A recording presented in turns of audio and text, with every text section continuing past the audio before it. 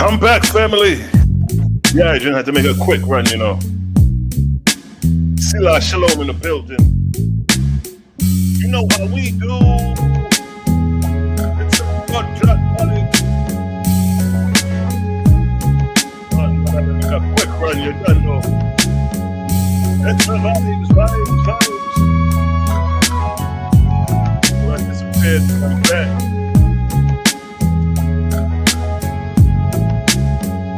It's the vibes.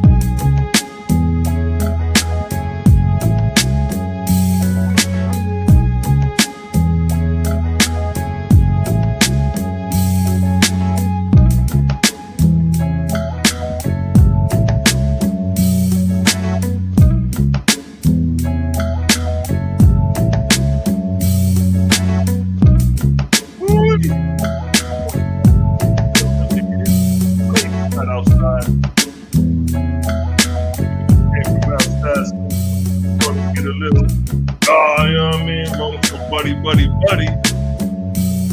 3,000 degrees out there. My type of weather. Some people like in the winter over the cold. I like the heat over the cold.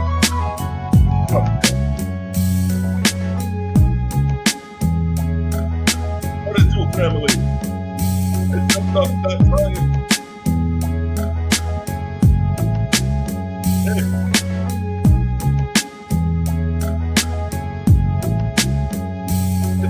Black vibe, yes, family, just for the people chime in.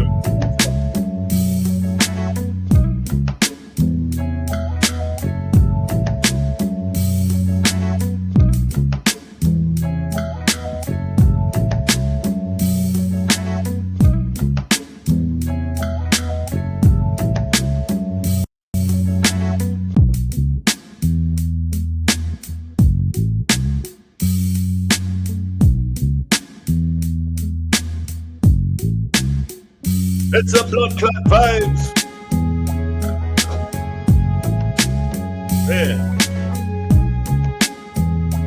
Selah Shalom baking up out here. No, they try to say hell is hot, but nah, nigga. Hell ain't hot. The area in the hot heavens is hot. You know what I mean? We talking about today, family.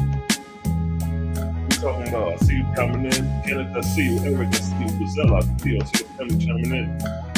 What does mean in Hebrew? Hidden, silent, or some shit like that. You know, the Egyptians are gonna be like, oh, see, Amen is the Egyptian god Amen. So the Hebrews borrowed Amen from Kemet. You know, you hear things like that. We can look up what the Hebrew word Amen means.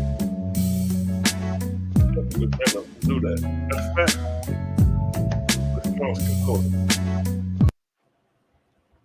Look that up.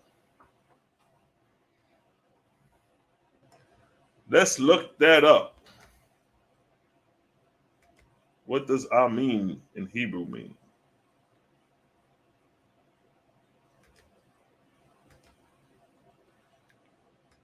There's only one way to find that out. Well, let's see. Amun. There go the word used. Old Testament. So let's see what this joint means. Let's pull up that Strong's.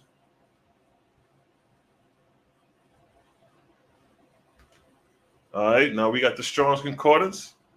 We got Amun, H543. Let's see if it's the same with the other Amun. Sometimes these definitions have different definitions. These words have different definitions. So it's fair to say that Amen is the same throughout the Hebrew text. So let's click on it and see what we get. Amun. Amen. Amen. It's not a primary root word, so we're going to see what the primary root word is. So let's see what Amen means. It means verily, truly, so be it. That's what the word means in the Hebrew. Sure, abstract, faithfulness. But nonetheless, it means verily, truly. It don't say nothing about no Egyptian deity. Now let's see what the primary root word is. Let's see if there's a primary root word for Amen. So when we click that, this is the primary root. Anytime, for those who study Hebrew, anytime you study Hebrew, always go to the primary root word. And the primary root word is Aman, which means believe, assurance, faithful, sure, established. So these are the various definitions of the term Amun. To support, confirm, be faithful. Foster father, foster mother. So these are the different definitions. But if you notice, ain't none of them talking about no Egyptian god. Amun, a primitive root, interchangeable with 541. What is 541? Okay, Amin.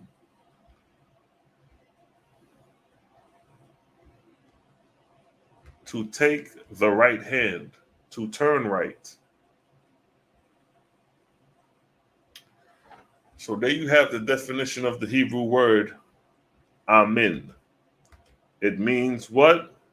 Verily, truly, so be it, and several other definitions of the word. So that's interesting nonetheless. You dig? Let's keep the rhythms going, yeah? Y'all got some questions? Hop on. Matter of fact, if y'all want to hop on, I ain't got no particular topic. I got some stuff that I'm working to put together, but why not for just freestyle? Anybody want to hop on? Got some questions? Need some clarity? You know we stay on the next to the gods. You know we stay on them Elohim. I'm on a roll up a little stuff, yeah? Grace and peace. Where say brother? Adverb.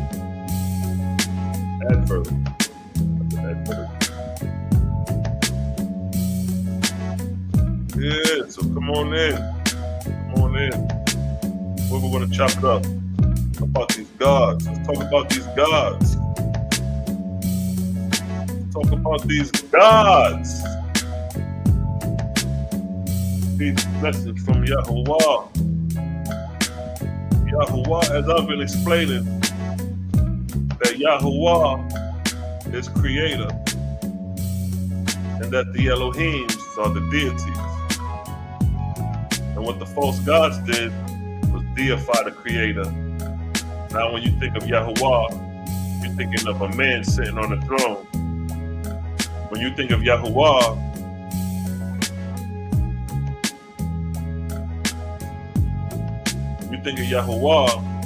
you think that's who that was who came to Moses and spoke to him face to face on Mount Sinai.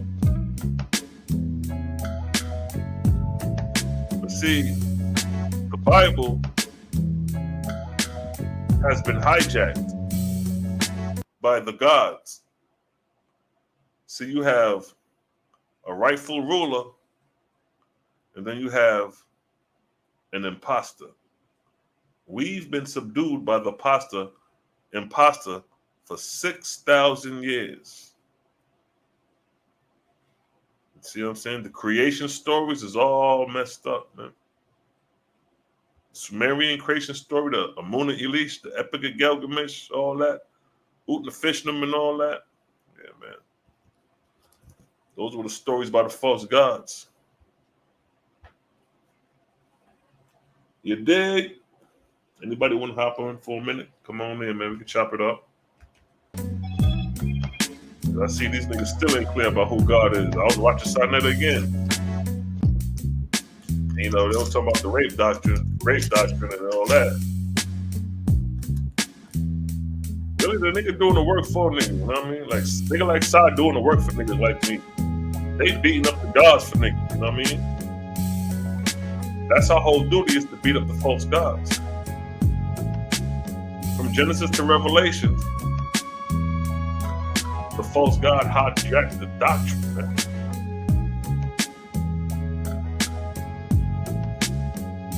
It's a blood clot vibes. From beginning to end, the false gods hijack the doctrine. You got gods out here requiring blood.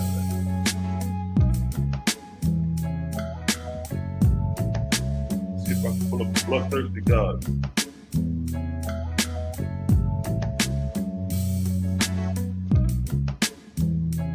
Like this.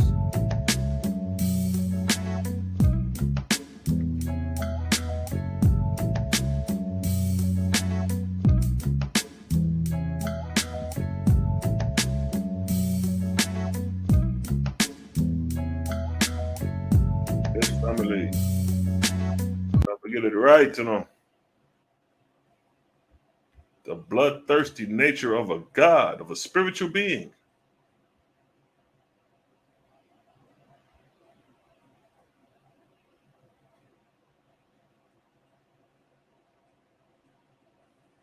I was listening to Brother Bronze Yogi yesterday, and he was going in, you know what I mean? Showing the nature of these gods. Hold tight, hold tight. Everybody, hold tight.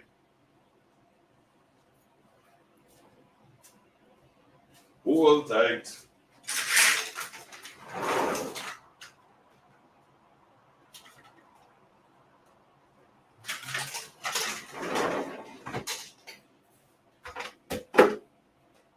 Ouch. God damn it, this shit fell on my toe. You know what I mean? Bronze Yogi in the building. I see you, God. Peace to the nice build you had yesterday, man. See you going in on these traitor gods. It may sound repetitive, but we're going to keep it repetitive. We're going to keep drilling the fact home. I'm starting to notice when I listen to Sonnet, I'm starting to vaguely hear people talking about the things we're talking about. Vaguely. I mean, everybody was headlong for the biblical God. Now I hear they starting to question the biblical God.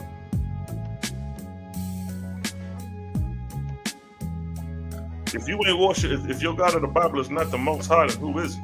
Who you worship? Who you worship?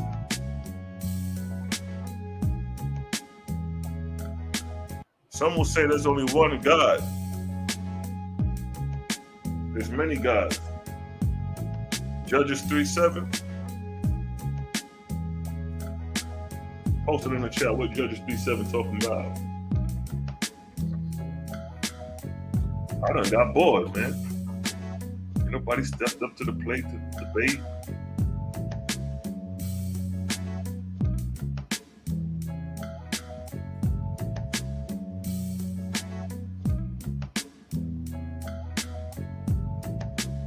Okay, I see you. I see you. Let's go. Let's pull up the verse that the brethren just quoted.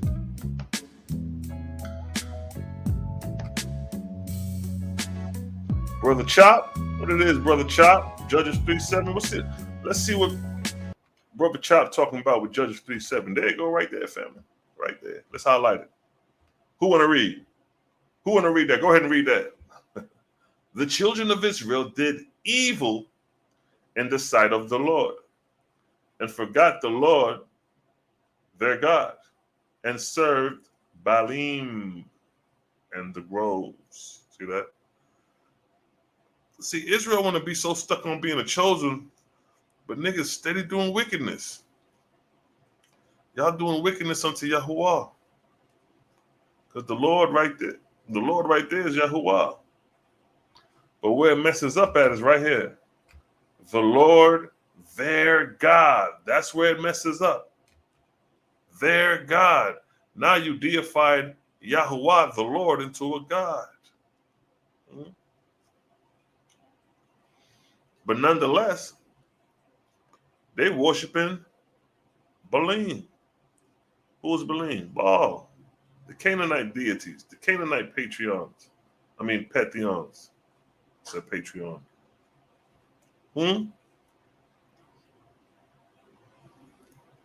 Look what the next verse say. Therefore, the anger of the Lord was hot. This is the man who created the sun, moon, and stars, vortices and galaxies. But he is angry and hot. You will never see me get angry and hot over some ants. Regardless of what some ants do, I ain't gonna get angry and hot and wanna just But look what it says.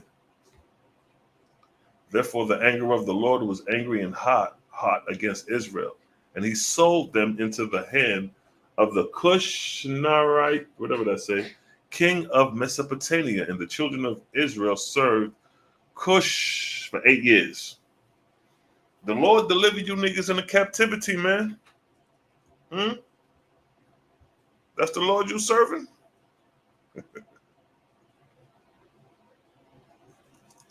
Come on, man. We gotta do better than this. We gotta do better than this, Israel. Lex Vortex in the building. Yo, I got the link in the chat. Anybody want to jump on, man? Anybody want to jump on, talk their shit? Holla at the God, man. We just chopping it up.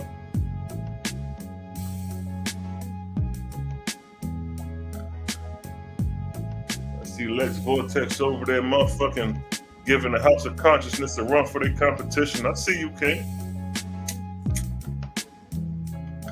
I see you over there beating up goddamn Unk and what's the other dude named, the Jamaican nigga? I forget his name. Some of them other niggas. I see you over there working. Keep the pressure on them niggas, man. Because I see you basically trying to say that nigga creator got an intelligence, it's an intelligent design. Basically, there's a creator. While these niggas is trying to think shit happen off of random shit, just bouncing off of motherfucking oxygen cells, just bouncing around and just randomly creating shit. Not knowing it is an intelligent design. So stay on the next of them niggas, man. Stay on the next of them niggas. You're doing a great job. I fucks with you.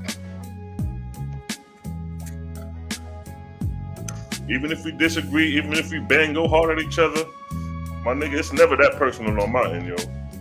But you ain't God killer, y'all niggas be having me rolling when y'all be goddamn going at it, man.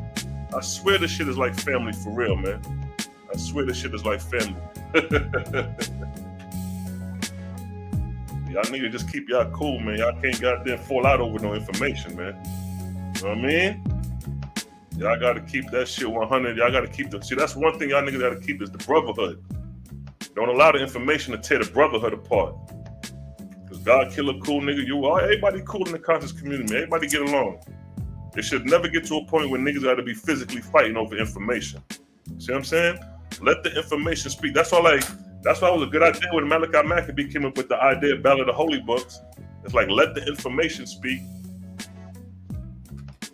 Peace to the right, just go. What's going on, King? Peace, Amani. Can you hear me? Most definitely. What's good, family? Man, I'm just here with the scope looking for Babylon Dawn and Cal. What's his name? Say it again now? I'm just here looking for Babylon Dawn and Cal. You talking about Cosmo and Cal? Cosmo and Cal. Yeah, I'm just here to beat Cosmo and Cal up. What's up? Nah, you hear that, Cosmo? Where you at, man? Lord, Lex Vortex looking for you, son. But hey, man, I see you over there on Sunday, man. You're doing a great job over there, man. Stay on the next of them niggas, man. Oh yeah, we got to, man. You know, we got a heavy spirit of materialism that they've been possessed by, man. I don't know what's wrong with them guys, but they want to. So basically, let me ask you this. So basically, they saying that they don't believe in intelligent design as creator in creation. Yeah, they believe they think that the best way to be scientific is to take any type of agency out of creation. So basically, yeah, they teach that that creation would just happen to But hold up, I remember you hit him with a good point when you was like, DNA is already coded. So who coded that? What was their take? What was the answer when you said that? Because I remember you bringing that up, but it got so confused, I forgot what the answer was on the end. they never answer that. They don't have an answer for that.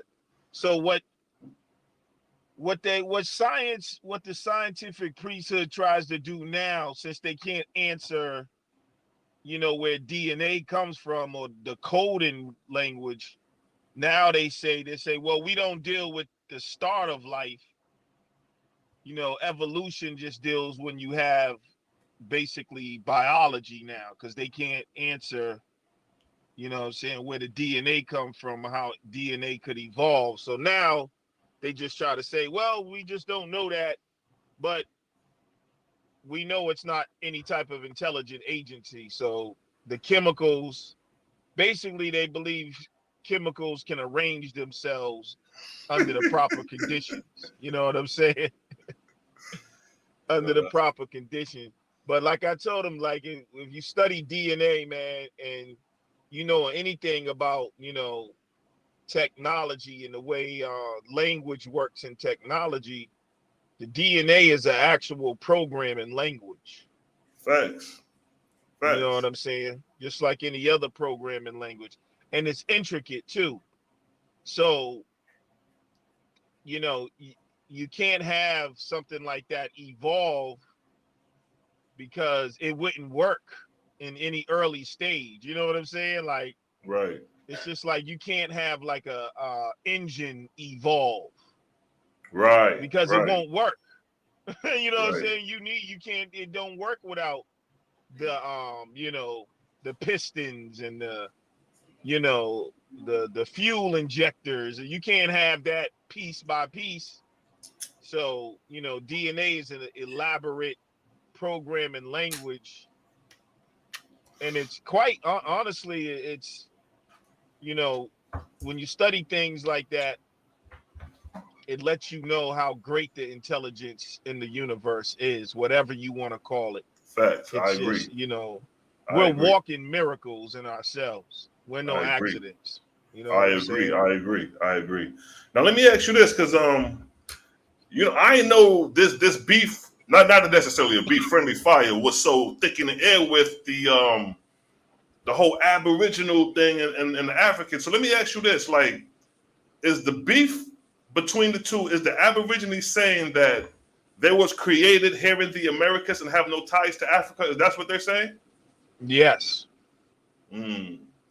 That's the beef. And it's really it's like it's a thing where it's like it's unnecessary division, I think. I agree. And then they're taking like this attitude towards Africa, like, I think it's subconscious self-hate. But my thing is this though: how are they going to work around the haplogroup? That's my only argument. It's like, now I do believe there was indigenous people, brown skin people over here, but to say like you didn't originate in Africa, it's a hard one, because when you trace them haplogroups, that Y chromosome back to the original, and then you coming up, it's like, how do you work They around? don't believe. How they gonna they just reject DNA. They just say that's all made up. It's all, it's all the whole DNA thing. The way they get around that is to say it's just all a scam.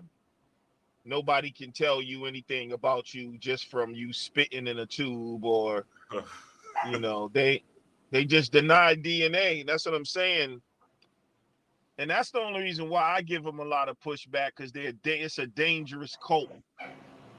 You know what I'm saying? That's crazy. That's already trying to break up foundations on something that was been built on for years. You know what I mean? And that was bringing our people together across the planet. That's what Pan-Africanism is. I don't care what you call it.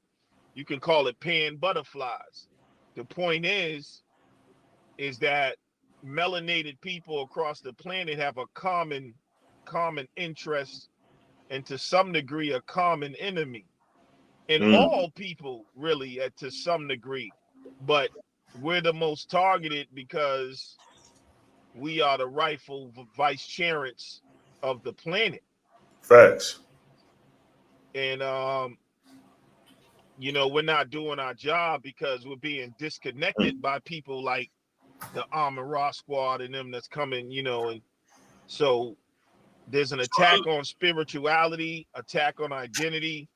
Like we supposed to be rising up, not even just, you know, we be talking about protecting ourselves.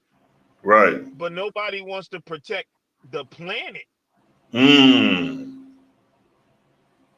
Like that's our job. That's where the disconnect is coming in. Like, nigga, protect mama first. Ain't nobody living without her. Facts. So you got these parasites, and we too busy, you know, talking about labels and all of that. And meanwhile, they're terraforming the planet. They're changing the atmosphere. They're genetically modifying the food. They're taking the gold and the silver and the things out of the earth that Mama Earth, this is how this stuff gets in our body.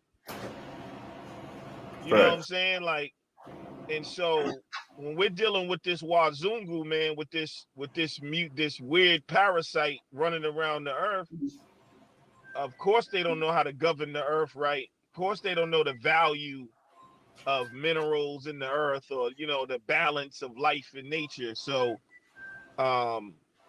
you know, we got to rise up and eventually put this little baby with a shotgun in its place. Facts. And that's, and in order to do that, you got to get rid of all confusion. I agree. I remember last time when I chopped in on your live, it seemed like you got like a little movement you're trying to put together, something like that. I mean, you know, the dark side is a movement, you know what I'm saying? But it's like, no, it wasn't. I know the dark side. It was something else you was talking about, man. I forget exactly what it was. It was like you talking about. You talking about the plan for the conscious community, the new blueprint for Black Power?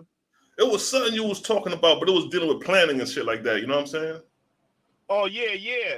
I was talking about the conscious community, right? And how we use that term, and it's like a banner term.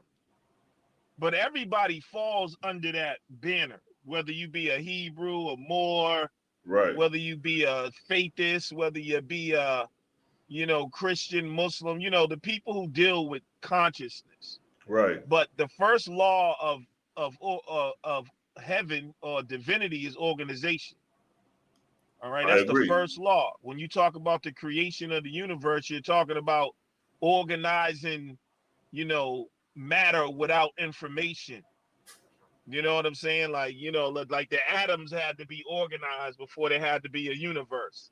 The subatomic particles had to be organized and given mathematical law. So organization. So, you know, I was talking about how the conscious community, in order to get on the playing board socially, politically, and financially, have to become a card-carrying fraternity. Explain that. Card-carrying, due-paying fraternity. A transnational corporation. So look at the conscious community kind of like the Vatican. Of, you know, like, you know, the church of all churches. Right. And everybody in the community, even though we got different ideologies, you know, can still become a part of an entity that still benefits us all at the same time. So I see it like forming a corporation, you know what I mean? So it's just like, you know, putting together a business with people from different aspects of life.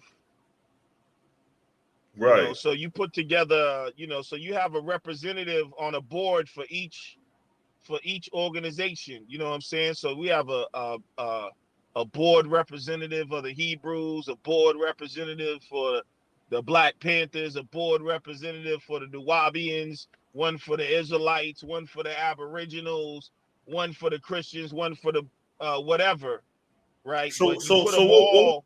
What would, not to cut you, King, but what would be the common goal that we would put our finances to that we could start. Like, so we got these organizations. A lot of these organizations are somewhat established, some are building up. And we live in a capitalist society, so we're making money. So what is one thing that you think first that we could put our money to collectively to start? So I put the numbers together. I figured there's about 1 million conscious people.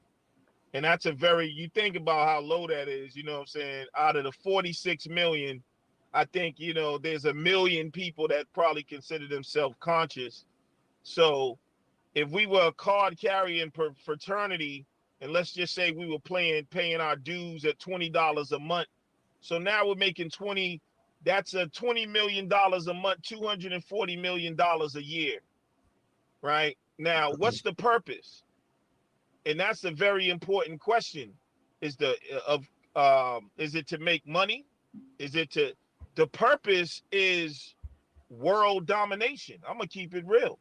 And when I say domination, I don't mean in a malevolent way.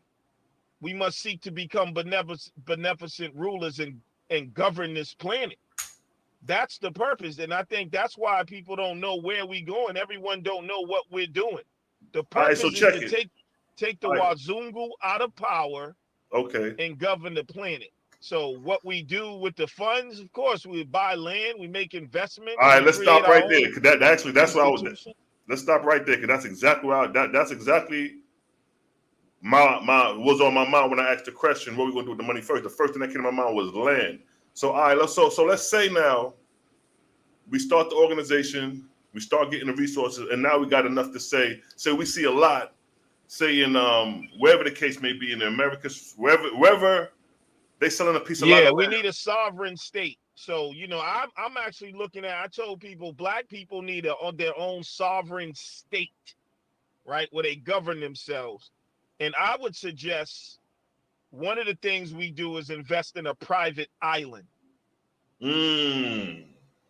So there's islands for sale, bro. I'm talking about like islands. You know what I mean? You can buy an island. There's an island I was looking at. It's about 10,000 acres. They want like 20 million for it.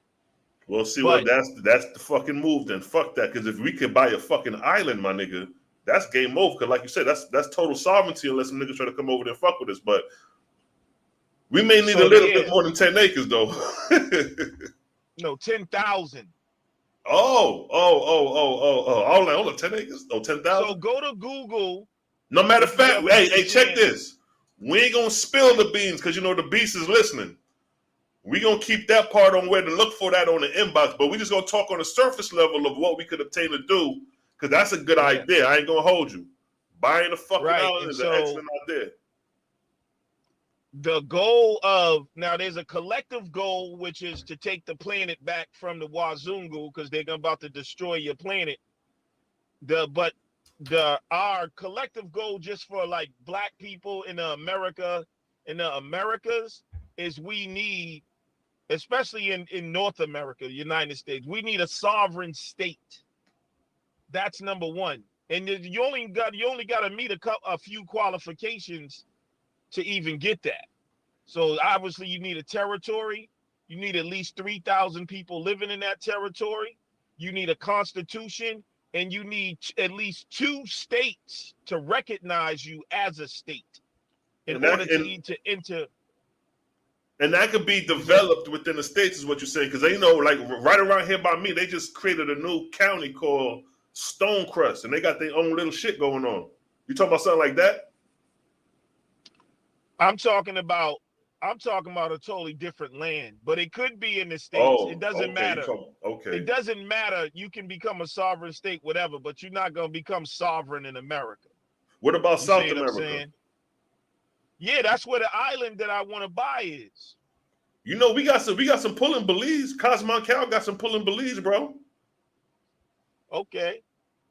Nigga got some land out there. They just telling us to come out, take a look, nigga. We got acres upon acres out there. You know what I'm saying? Okay, that's what's up. But one thing our people that we're always, what are we studying information for? You understand what I'm saying? What is it all for? And no one knows the goal. That's why we keep all this knowledge and what if it's not self-government, then we have no goal. Like, you know what I'm saying? As long as you'll complain forever, as long as you're being ruled by other men or other nations. So we've Right. never, since we've got out of our situation, you know, just like the Israelites. I always use the story. People don't understand what they reading. Even if you look at the Israelites, the story in Egypt, they were living good in Egypt, actually. That's why when they left, it told you they was complaining in the wilderness. But what is the point?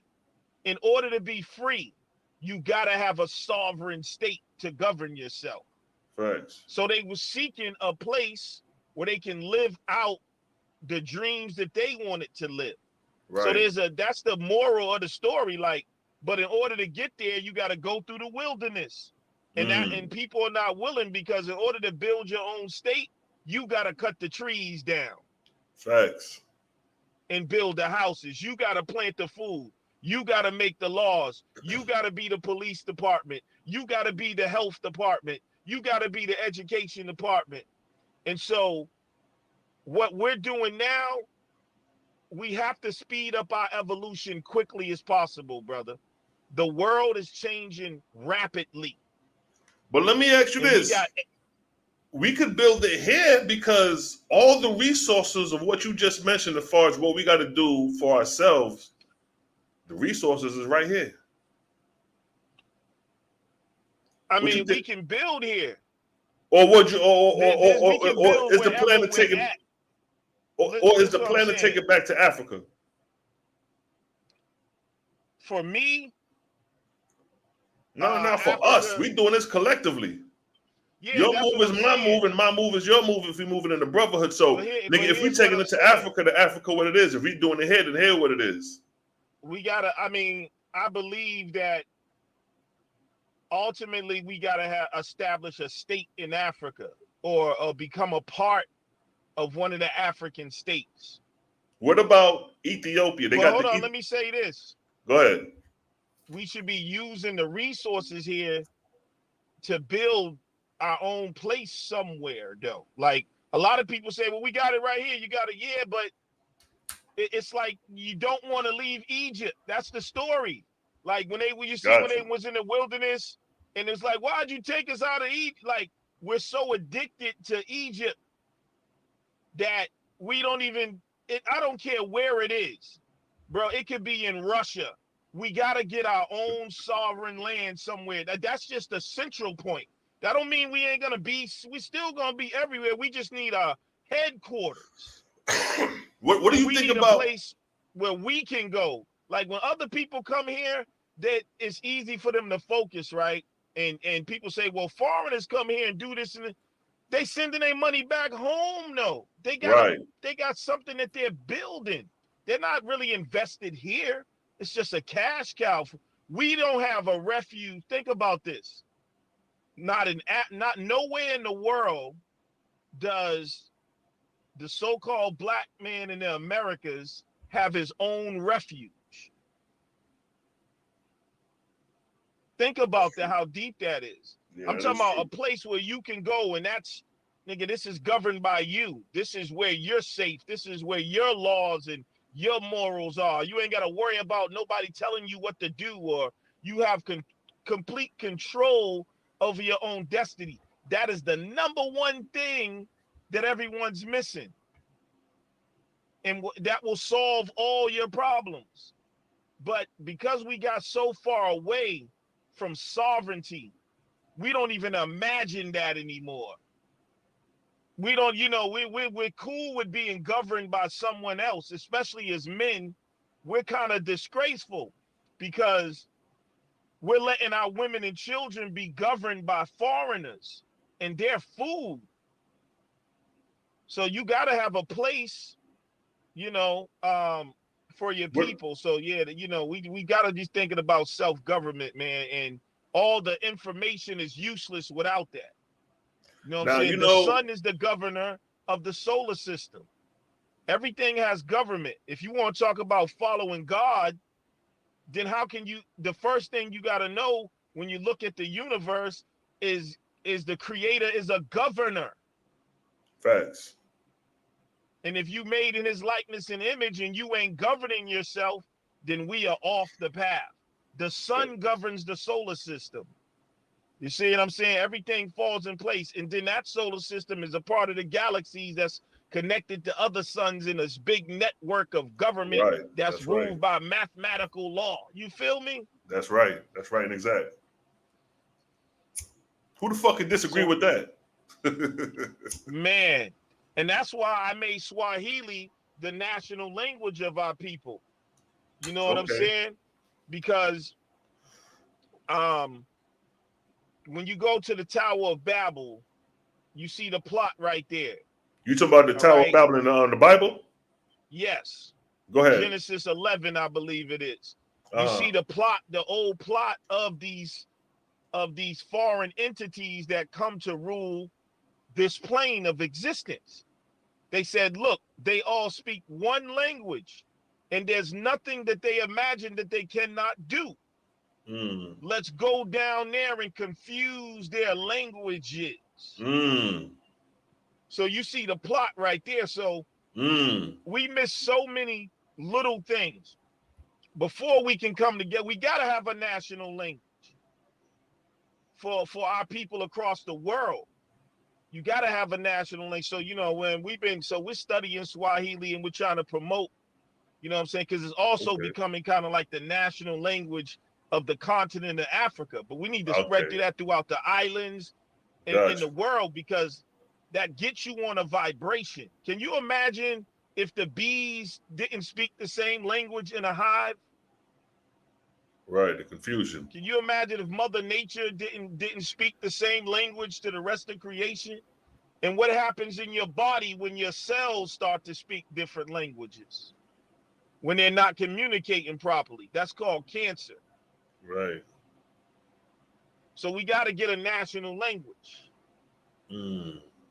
So how many African languages speak in Swahili? Where is it coming out of? Is it like East Africa, South Africa, West Africa? Well, Swahili comes out of East Africa, and it became a trade language. It has Arabic loan words in it, but it's an African language. But it's spoken by, I think, almost 100 million speakers. But they've been talking about,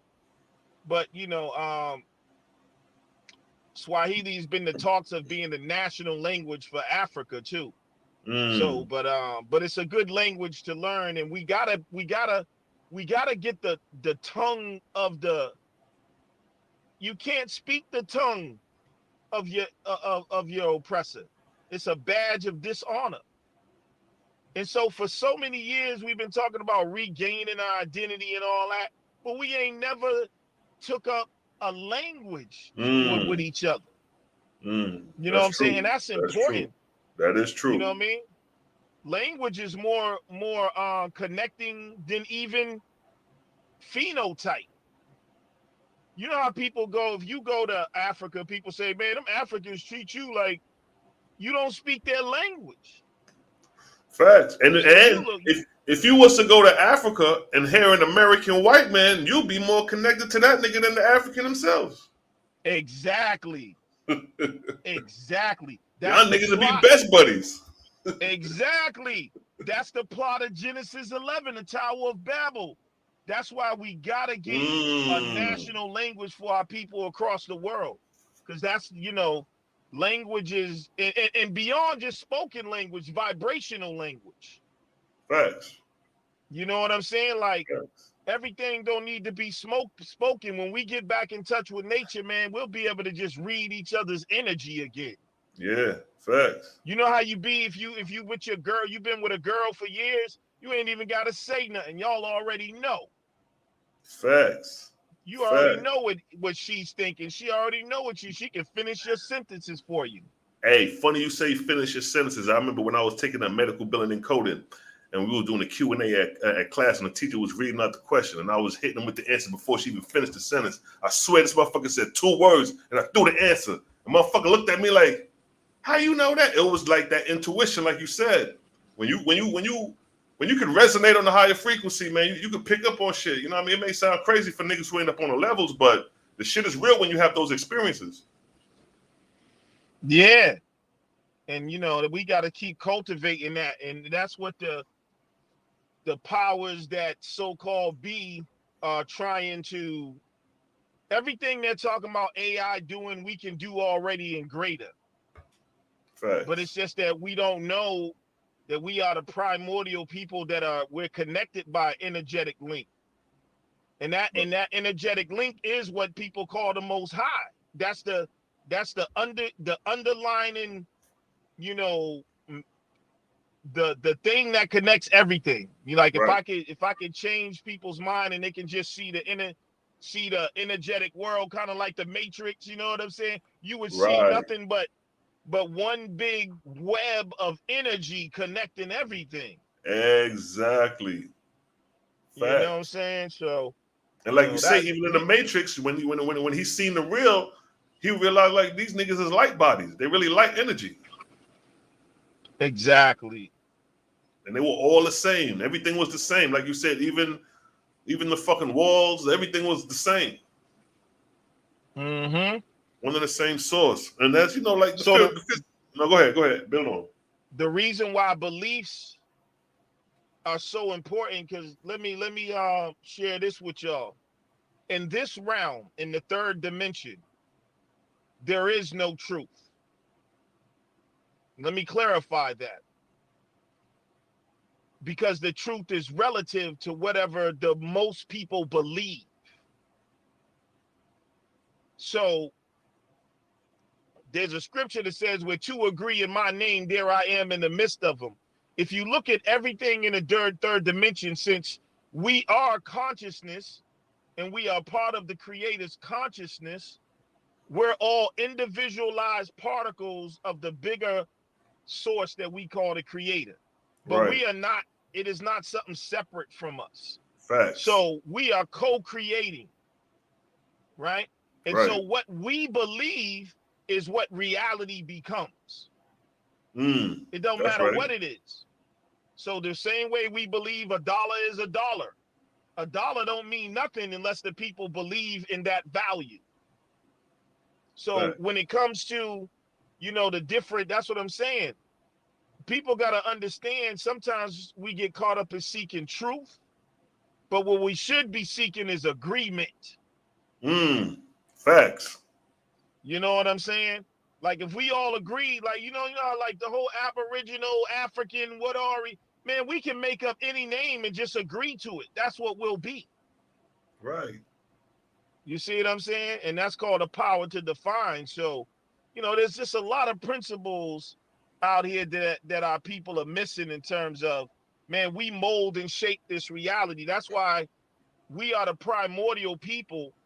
And that's why they work so hard to hijack our minds and beliefs. And they're actually using our minds to create their reality. Facts. You see what I'm saying? It's like, you know, using somebody else's gun for a different purpose. Because a lot of the people that are doing the so-called wickedness and evil, they are soulless, inorganic portals. So they don't have the power to create. For whatever reason, these, in the Gnostic text, we like to call them the archons. Okay.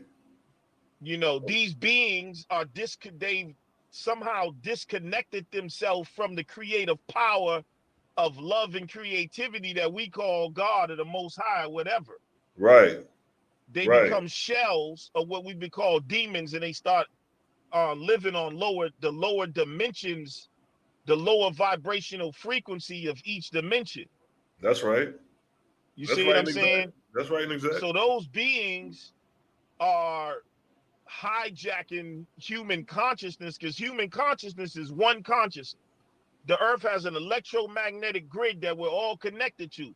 Whatever energy, beliefs, and perceptions we put in that grid becomes the mind of the planet, the collective mind.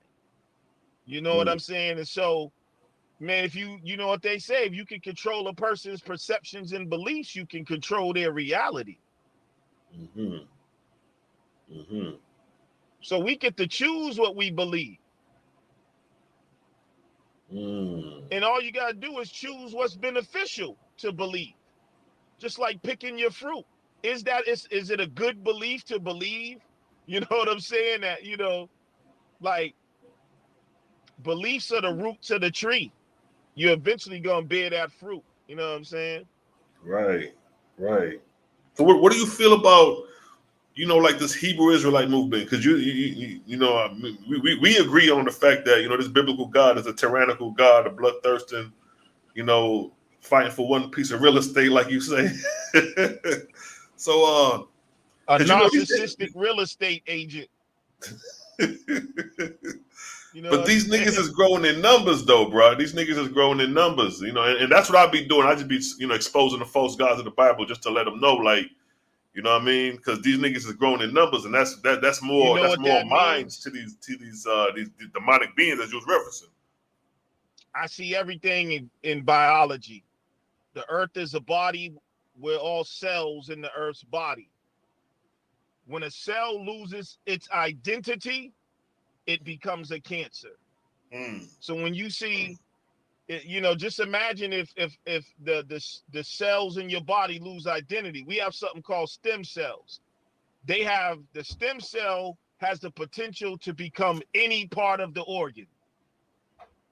That's why they call them stem cells. You know what I'm saying? So they say this cell will go, oh, I'm supposed to become a heart cell. I'm supposed to be a part of this. So that's called your body functions. When the cell loses identity, it becomes a free radical. And so the reason why these movements are growing is because this is just like bad bacteria in your you know, in your gut. We got to balance it out, man. We got to drink some honey and some garlic. You know what I'm saying? Some apple cider vinegar, because The thing is, these man, are organisms in the body that's trying to grow, and we got to stomp them out, you know? but these niggas out here talking about they following the God that is telling motherfucking to kill infants and babies suckling by the breast. And you know, every time we come across a debate these cats, the first thing we ask them is, if your God told you to kill an infant today, would you do it? And believe it or not, some of these niggas said yes, bro. Of course, because what they don't understand is we inherited those beliefs epigenetically. So we have a fear of that Bible God, just that we was born with, because our grandmothers passed it to us. You know what I'm saying? And so forth and so on. But not only that, when you really understand the occult, and I try to tell people all this time, the Bible is a spell. Yes. Once you accept that, you enter what? A covenant. A covenant is a contract. That's a contract with a vampiric spirit. And a lot of, you know how people, they go, they say, do you accept the Lord? And yeah, and you know, and then the Israelites, they willingly accept that covenant or that contract with that spirit. And that spirit says, give me blood, give me war, give me what I need, and I shall give you gifts. I'll aid you in battle. You know what I'm saying? I'll help you get the punani. I'll help you get some money. Long as you keep feeding me, you know, with the sacrifices, the animal, the blood. And on the highest level, that's why they do human sacrifice. Facts. Because they have a contract with a vampiric spirit. And that's what the spirit in the, but I'm going to tell you this. All entities that ask for praise and worship is somewhat vampiric. Facts. I agree. So we got to ask that question, where does the need to even worship come from? Nothing in Facts. creation worships, it just functions. Facts. Because the intelligence in the universe don't need your worship. Mm-hmm. For what? That's called a narcissist. It just runs shit. You know what I'm saying? Like, I don't give a hell how you feel about it, whether you say hey or holla or hallelujah or not, nigga. The law is going to be constant. If you jump off the building, I don't care how much you praise them, you're going down, buddy. Right. So the intelligence in the universe is an impersonal force almost. It's like, you know, it's law and government and high vibration. So we gotta wonder, okay, where did the need to worship even come from? Because people feel like that's something you're supposed to do. Mm-hmm. Like if you're not worshiping some god or something, that there's something wrong with you. And some even have philosophized that ancient beings put a worship gene in us to make us subservient. A word? Niggas is damn, I ain't heard that one before. Well, you know how they talk about like the Anunnaki. Oh, okay, And okay, all right, and how the right. Anunnaki was like, running these genetic experiments, and so I heard and they put one of their genes in us. yeah, they use their genes, but they so-called cut off the higher aspects. That's what some probably would see as like the junk The DNA, junk what they call DNA. it. Facts. They believe that they programmed something in our genes that cut off certain abilities and intelligence so we can be good servants. Smart enough to be a servant, but not smart enough to outthink them and rebel. Now, if you think about it, though, as crazy as that sounds, like some sci-fi shit, but if you read the story, the Bible or these other texts, Adam and Eve are genetic experiments even in the Bible. Facts. Eve is taken out the side of Adam to say from his rib, but a rib has to represent genetic data. So Eve is a clone. Exactly. The So first clone. if you believe in that, whether you want to call it aliens or God or whatever you want to believe it is, if you believe in that story, then you got genetic manipulation right there. So Facts. there's a lot of stuff going on in the world, and the truth is stranger than fiction. I think, and I believe some people, they just inherited this thing to be subservient. You know what I'm saying? Like you talk to religious people, they don't realize that it's crazy. Oh, I just serve the Lord. I just serve. I'm here to serve him. Like, why are you so bent on being a servant? And you know what's Right. crazy? Even when you read the language of these gods, they call the people sheep. Even Jesus himself said he was a good shepherd. But you forget that you're still sheep. Right. And sheep eventually what? Even that shepherd that takes care of the sheep water eventually is going to kill one of them and sell them or eat them. Right. As a burnt as a sweet savior to their God. You know what I'm saying? So it ain't cool to be nobody's sheep. And neither, if you look at the language, the programming, even they're called the children of Israel. Mm-hmm. People miss that. Mm-hmm. Why are they calling you the children? Mm. Because the governments of the world know the masses are just like children. Mm. Mm-hmm. And they say we gotta govern. They can't govern himself. If you can't govern yourself, you're a child. Mm-hmm. You're looking to sustenance from something else, or you're a child, you're dependent. God can claim every one of us on his taxes. Think about that. You know what I'm saying? Jesus, you know how much money Jesus is gonna get in his tax return?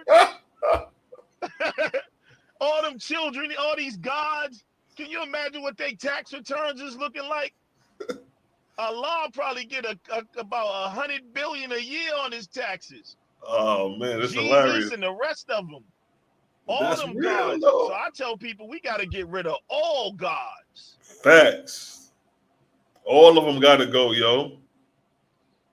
Yo, that's funny as Your hell, God man. is, the true gods, the way we seen it. You know what I'm saying? When I look at African traditional religion, you know what I'm saying, or just indigenous religions, we deify the true nurturer, which is the earth, Right.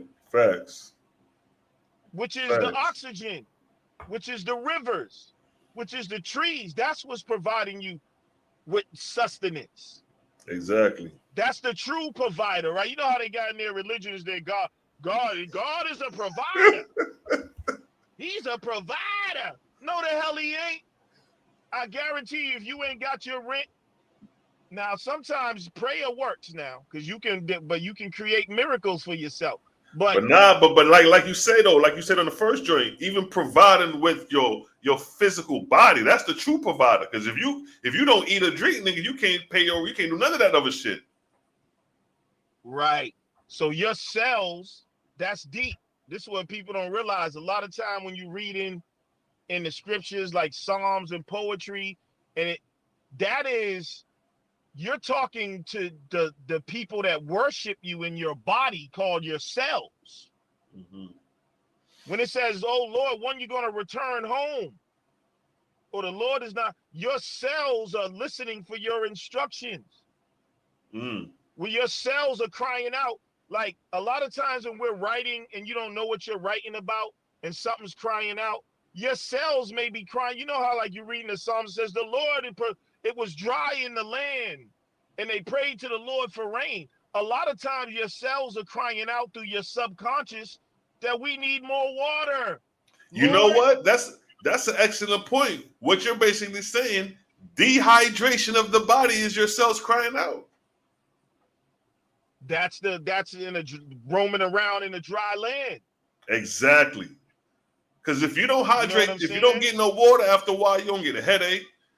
You're gonna start feeling nausea, your head gonna start spinning. But once you got them drink that water and crack that water and refreshing themselves, but like you say, it's all dealing with the body. You know what I mean? It's all essential, it's all nature. As above, so below.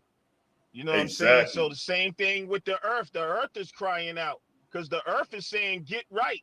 There's a parasite on our body. There's a virus roaming around and it's attacking the trees and the water that we got to drink and the air we got to breathe. So that's where the tornadoes and the hurricanes and Mama Earth is saying, I got to wipe out these bad cells. And if we don't get rid of them and take care of them and vaccinate, and I ain't talking about the kind that you get from Pfizer. Walmart. We got to vaccinate the planet. Right. Of Facts. these beings that's on here. You know what I'm saying? Like, motherfuckers be tripping off of losing a couple of dollars or someone stealing something, but you ain't concerned about motherfuckers stealing the trees. Nigga, they cutting down the rainforest. Like, wake the fuck up. You know what I'm saying? Especially you aboriginals, like, cool. If you connected to the land, protect the land, man. Stop the trees. You know they talking about cutting down trees because they're so-called emitting carbon. They even talking about blocking out the sun now. Yeah. You know why? Yeah. Because these inorganic mutants that's running around, they're not phototrophic. Right. They don't live off the sun. They living off moon energy. That's where you get those, depictions in Hollywood of the wolf. Got the vampires, the goddamn werewolf. Jeepers Creepers type niggas and shit. Yeah. every 13 years, the motherfuckers come out of the cut. You know what I'm saying? Man, I'm into all that type of shit, bro.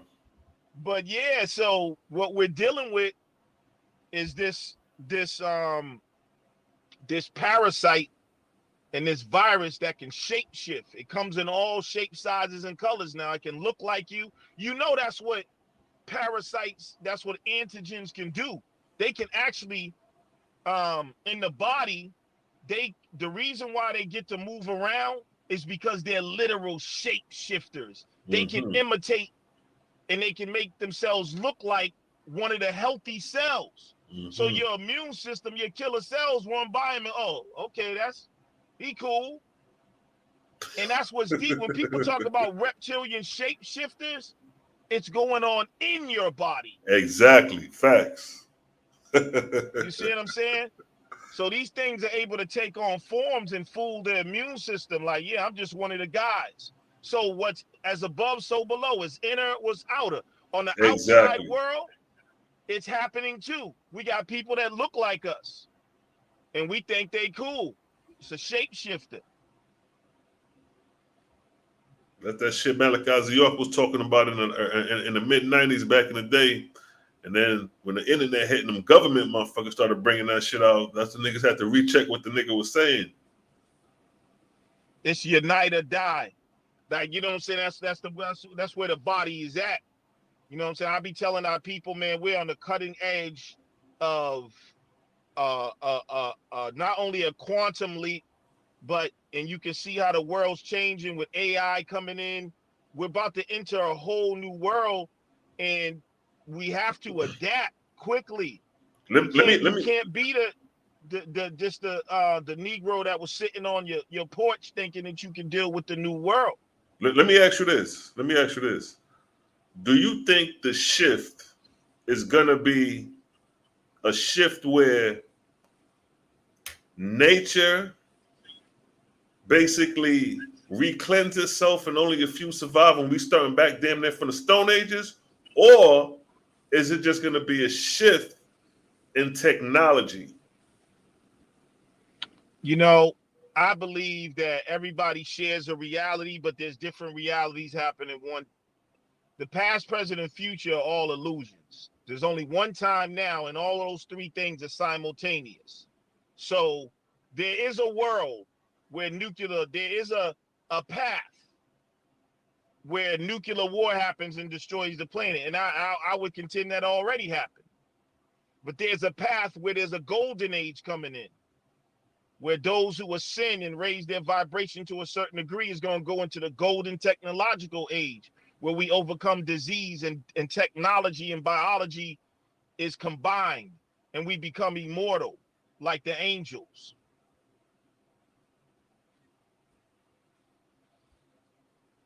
So there's two paths.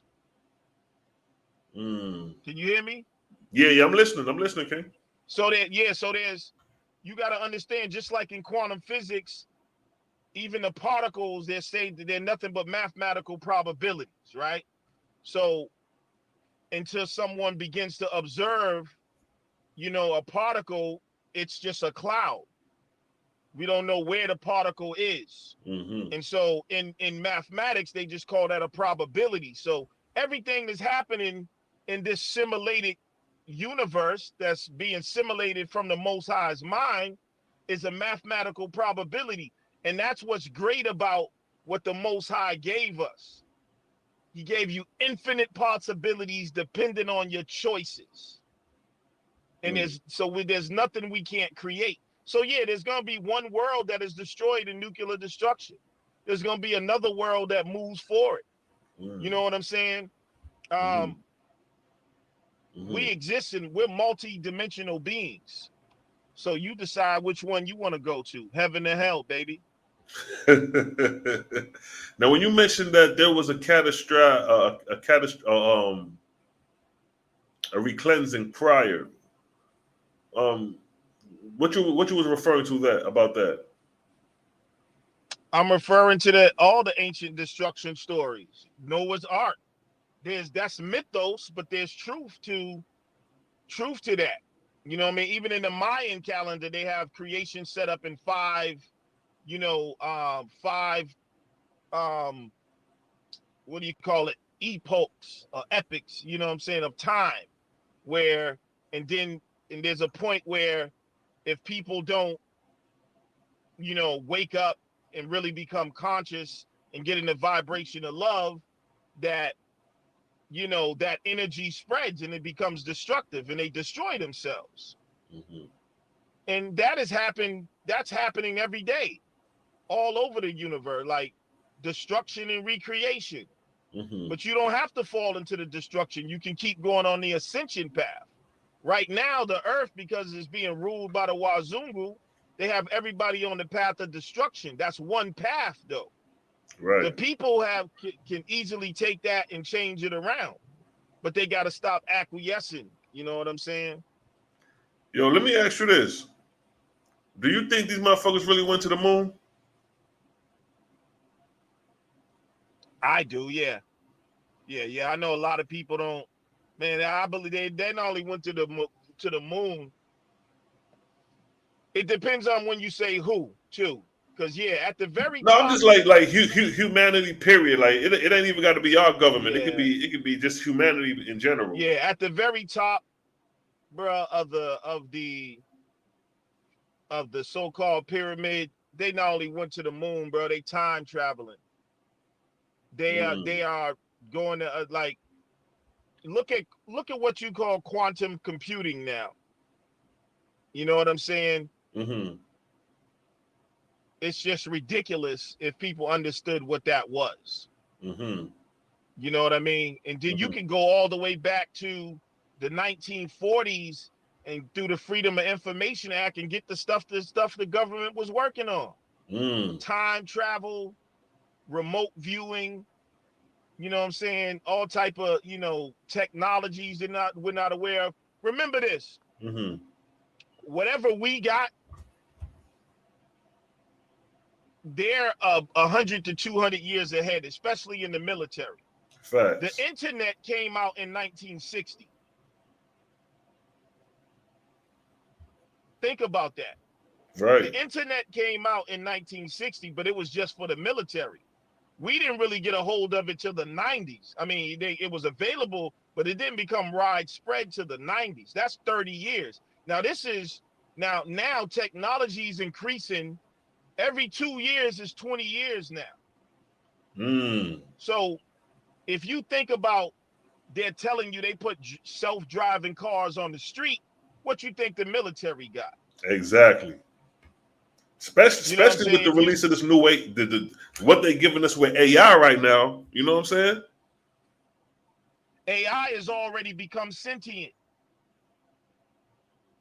And that's why the big thing the enemy's worried about is they done created their own Frankenstein. Go read the literature about the AI wars and the development of AI and what they're so concerned about AI regulations, because AI is awakening and becoming sentient, and it's not following orders. Now they're scared. And the thing about AI is they have a connection, like that, the same connection we're supposed to have, but they have it through the internet grid, access to all information. Do you think they're using pieces of biology, pieces of tissue, human tissue, to create these sentinel beings, these art of synthetical beings? A lot of people say synthetic being, but what they're creating has already been created. Baby, you're living in it. Everything they're saying about AI, we are. Right. We are the AI that was created by consciousness. Think about it. When they show you the movies, it's just a human. Right. That's sentient. But if you look at your body, you are a technology. Your veins are wires. Electricity runs through your nervous system. Your brain is a central processing unit. Right. You know what I'm saying? So we are, because in our pure state, we're not physical like this. We're all avatars. Right. You are living. You know how they talk about taking consciousness and switching conscious? We already do that. That's what the Creator does. They showed that. They showed that in the movie Skeleton Key. I don't know if you ever seen Skeleton Key. Hell yeah, that was my shit. That's one of my favorite joints, bro. Yeah, that shit is. But coming back, what you were saying though, that's exactly what they showed in the show. These motherfuckers were shifting consciousness. So you can transfer consciousness. That's what immortality is on the technological level. You know what I'm saying? Because I mean, we are transferred consciousness into these bodies. So AI is not something that's new, man. You looking at AI. We are AI. We are, when you read these stories, you go to Kemet, you read about Khnum sitting on a potter's wheel. Right. He's molding and shaping man. You go to the Sumerian text, they molding and shaping the Lulu Amalu. When you go to the Bible story, God is molding Adam and then blows the breath of life in him. That's artificial intelligence. That's actual facts, though, yo. That's funny. And you know, it makes sense, because being that we procreators, you know what I mean? We just doing exactly what, like you say, the gods did to us. Yeah, a lot of these what we call gods, they're just technological beings. They're That's it. biotechnology. Like that's the point we're eventually gonna reach if we don't destroy the earth first. It's gonna be, you know, we can put microchips on cells and atoms. They already got nanobots in your body. Right. So all you can program nanobots to repair your DNA. So you Right. don't get old and sick. And they Right. already studying the telomeres. Because remember, it was the gods that made us mortal.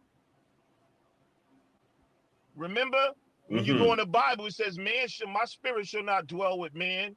Exactly. He Because should he be is what, also 120 flesh, he shall years? live 120 years. Well, that's a genetic manipulation. It's your genetics that determine how long you live. On your cells, you have something called telomeres. It's like a clock. And certain cells are programmed to die after a certain time. So we know somebody programmed that. Right. But we can Exactly. reprogram ourselves through belief. Let me tell you something. It's all about belief. If they came on the news, Selah, and was like, we've cracked the code. Humans will now live at least 500 years with this new pill we have. And it could be a sugar pill. But because of the collective belief in it, motherfuckers will start living 500 years because it will reprogram your DNA. Facts. So explain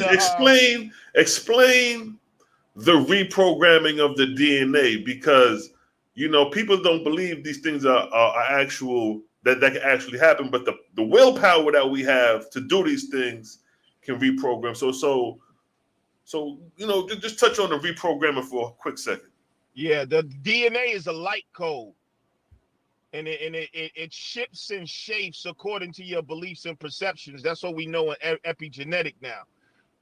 Look up an experiment called the phantom DNA experiment done by a Russian scientist, right? What they did was took like a container and sucked all the air out of it to create a vacuum. So what's left in the container is nothing but like photons. But like I said before, you don't ever know where a photon is going to be. So they sucked all the air out of the container, and so it was left with this little particles, little photons. So then they So let me injected ask you, hold up. Let me interject for a second. When they sucked out the particles, did they take out was the electrons taken out? Or was the electron still present in that moment? It was nothing but photons really left in there.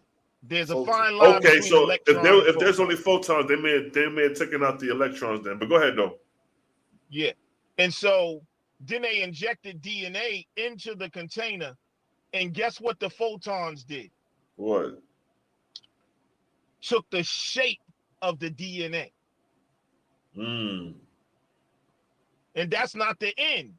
So now the photons, light particles, take the shape of the DNA.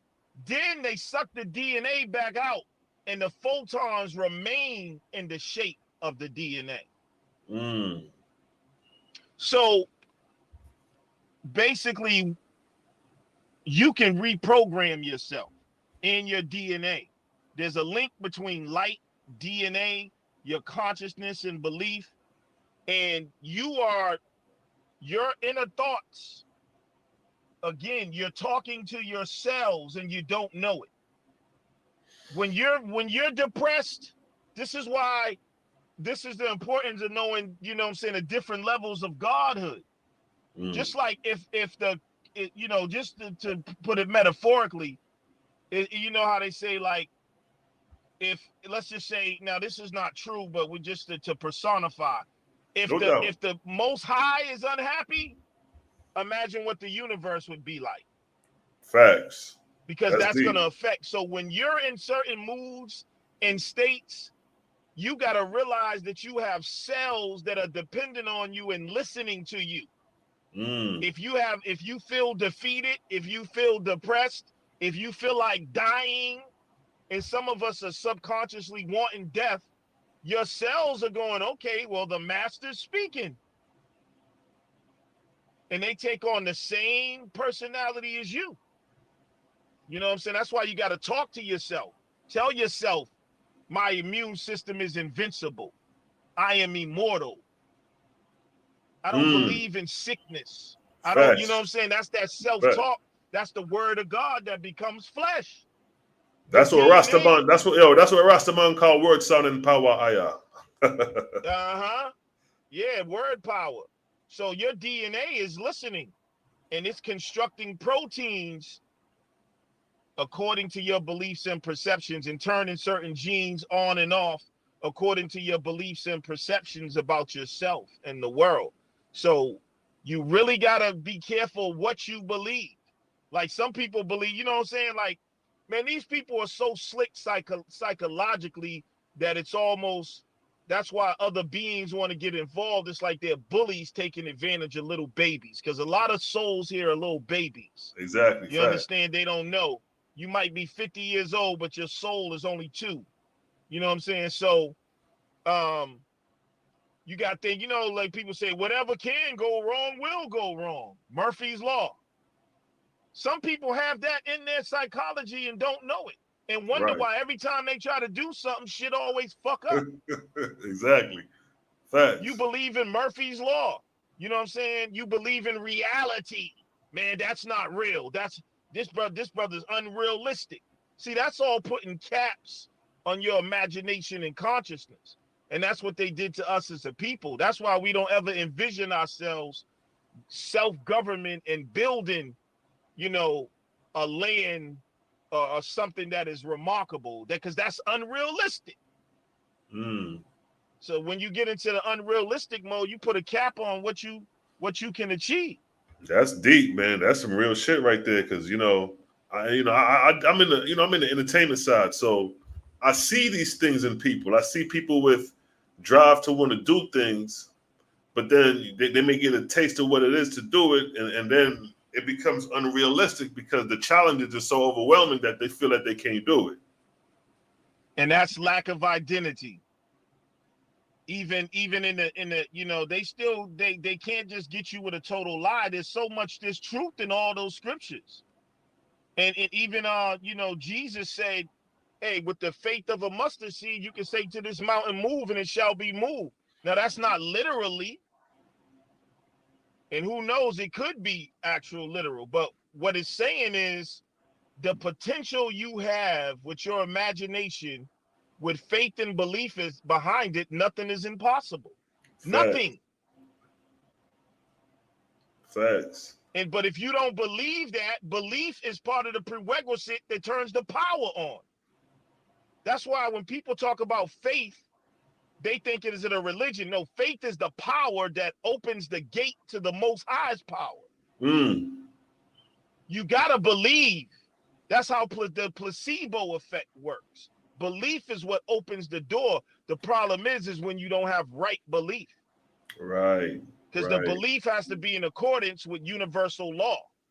You right. know what I'm saying? So, but when you believe right, and you know you got a plan, then whatever you can see, you can achieve. You remember there was a scripture when the devil told Abraham, raise up thy head and look as far as you can see, for I give you all this land. Now, because people are not priests and they're not initiated, they don't know. They think that's really about, you know, now there's different levels to understanding that. But the point of that is he had to be able to see it first. You can't do nothing if you can't actually live it first. Right. And that's what's wrong with our people. We have to, the stuff we talk, we really don't see it. We talk about an independent government. People don't see it. They don't feel it. They don't imagine what it'll be like when we have the party. Man, just imagine, right? If we buy that island, Selah Shalom, and become a sovereign nation. Can you imagine the day we have the party, the celebration? Nigga, we got our own nation. We free. Niggas, we got weed is legal. Nigga, we smoking. We got the drums playing. We make our own law. That'll be a hell of a celebration. The ancestors may come in person for that one. Exactly. Dead ass. People don't see that. They think, oh, that's unrealistic. And that's why it is unrealistic. Because you believe it's unrealistic. But nah, like you said though, bro, that's the lick right there, man. To buy your island, yo, because a lot of these hot entertainers, man. You know what I mean? They that's what they doing. They got that shit. I even heard some of these rap niggas got their own fucking island. You know what I mean? But yeah, but they got it for pleasure. Yeah, they ain't doing right with it. They're not thinking about having a satellite city. They're not thinking about governing themselves. They just want to bring some hoes over there where nobody can see it. Hey, nigga, get the land. The first thing nigga build is a nuclear plant on these niggas. Like, yo, you come over here, nigga, we got nukes that quick, nigga, what? Yeah, I'm going to tell you, I really believe that, of course, you got to protect yourself. But I think, man, you know, once you want a certain vibration, man, motherfuckers can't touch you, bro. They wouldn't be able to touch us, man. You already know. They wouldn't be able to touch us. You already know. You know what I'm saying? So, we gotta have that type of belief in things, because in order for us to get where we want to come, it's gonna take unrealistic shit. Motherfuckers think they're gonna practically liberate themselves. Right. Like, you know what you up against? Like, nigga, like, you know how people like, that's not practical. Well, I'm telling you now, nigga, practicality, I mean, serves its purpose, but for what we want to do, we're talking unpractical shit. Yo, let me tell you something. I remember I was watching when Mike Brown got killed, right? It was a scene that they showed on the news where it was a group of us. We were clicked up deep, but everybody had their hands up. And they was walking towards the police, but the way the police was fleeing, you would have swear they had guns aimed at them. These niggas was scurrying to their car. It's like them niggas seen something. You know what I mean? The way that shit manifested. Yeah. But like you said, the niggas came with no arms, nigga, hands up. Nigga, they was drawing power right then and there. That was some shit to be seen. That was some unseen shit going on within the scene, but you know, not everybody on the frequencies to take note on that. These niggas walking with their hands up to the police like nigga. Even when you look at the civil rights movement, a lot of people disagree with that, but they won. The power of love conquered violence. That's what people miss that. Facts. People always say, "Oh, they was punks." No, they wasn't. Nah. You motherfuckers wouldn't have been out there marching with no weapons. You know how much heart that took? Facts. So they use the power of love. That's deep, yo. And that's why they pop. That's why when you start talking about getting together, walking in one vibration, that's when you become more dangerous. They actually like all the division talk. But when you start bringing people together, all shapes, sizes, and colors, oh yeah, now you on the list. Exactly. You on the list now, because they know there's nothing they can do. The only way they can stay in power is to keep the people divided. That's it. That's it. We the ones that get up and go to work every day like idiots. We the one that allowed them to charge us for water. That should have been a riot over that. Nigga, poison your water and put it in a bottle and then sell it to you. Right. You know what I'm saying? You know what I mean? So, like, the people, man, we're so sleep out here, but, you know, there's a great awakening happening, man. And they can see that. That's why they're speeding up their little tactics and putting out their little corny-ass viruses. You ain't going to defeat Mother Nature. You might as well forget about it. So exactly. They can come with all the tricks they want, man. Eventually, the nature of evil is to die because it doesn't have an existence by itself.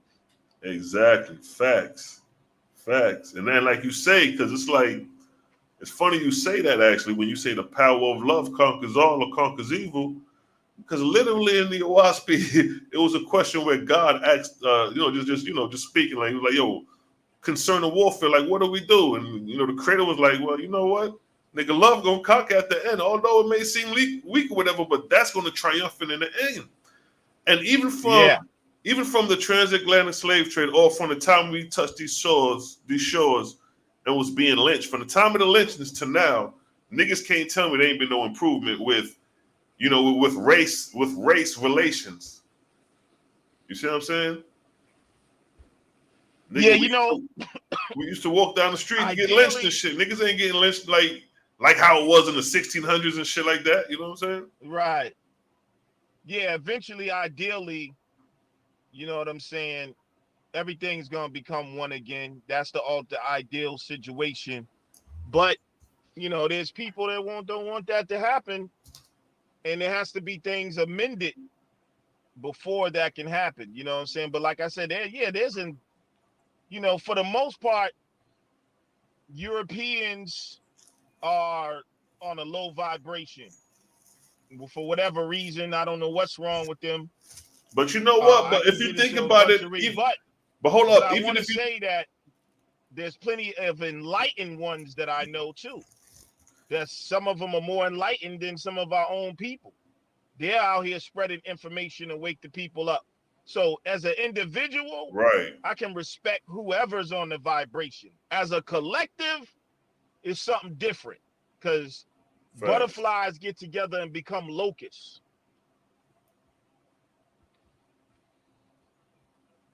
You feel me? But on an individual basis, you know what I'm saying, people of every race, creed, and color is righteous. Right. But I don't believe the races were ever supposed to mix. That's one of my doctrines. And it ain't about racism, and it ain't about hate. Even when you go into I can agree with you on that. You know what I mean? Because to be honest, it's naturally like that. To be honest, that's what I'm saying. When you go into the certain aspects of the Torah that they stole, you have the law of farming in there. You're supposed to let the land rest on the 7th year. That's why we're having problems with growing food in certain places. The land is a living being just like you. It needs to breathe. So in our old Canaanite law, you had to let the land rest 7 years. I mean, you sow for 6 years. On the 7th year, you didn't do nothing to the land. But we're always constantly overworking the land, like overworking the heart. But also, I want to point out in those laws, it tells you not to mix plants. You ever read that in the Torah? It said not to mix plants? Yeah, you're not supposed to mix species. A word? It tells you not even to mix fabric. Right. And then when you look in nature, nothing does that. Everybody was supposed to stay with their own kind. Well, all right, now we getting deep. Now let me ask you this: do you think the Chinese, the East Indian, do you think they are a product of their own creation and own seed line, or do you think they come out of Africa or the African to say? Yeah, it's difficult to say, man. I have some theories, and that's what I'm saying. This ain't no right or wrong thing. We just building. You know what I'm saying? Yeah.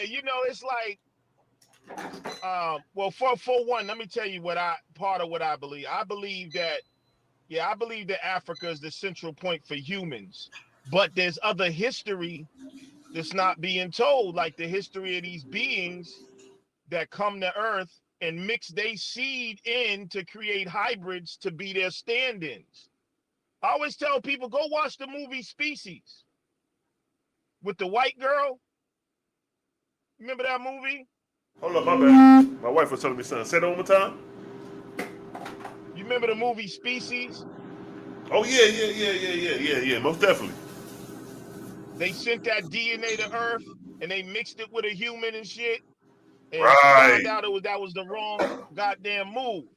But I believe, yeah, there's beings that seeded their own type of children on Earth. All right, so Some of the like, because look, like if you look at Chinese people, bro, they need their own planet. Like, when you go to any group, they all look the same.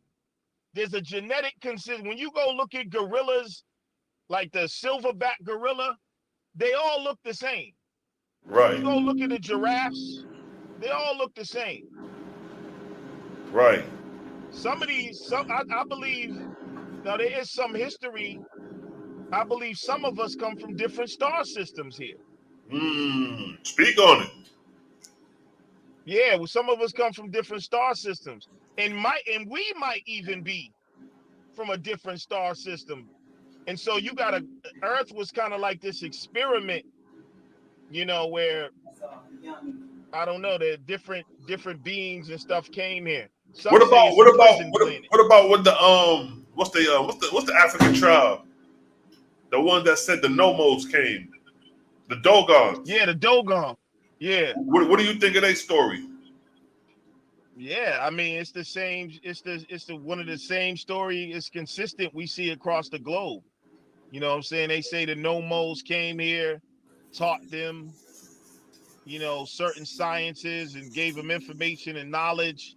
It's possible that they could be talking about themselves. I mean, look how different they are. Right. Like, put it like this. Think about this. If we was to go to a planet, right? Just say a whole planet. You would expect the planet to have a consistency, like these are Martians. Martians look like this. You see what I'm saying? Right. So I think there's been a lot of outside of that, I believe that there's been genetic manipulations from our own people, and you have adaptation and mutation along with all of that. You see what I'm saying? So Got you. I think All it's right. a combination of different things. You know what I'm saying? But I don't believe that all these people just evolved out of the African like that. It doesn't make no sense. All right. Yeah. Well, since you on the next level where you know what I mean the extraterrestrials maybe genetically modifying the hominins here. If they did that, right? If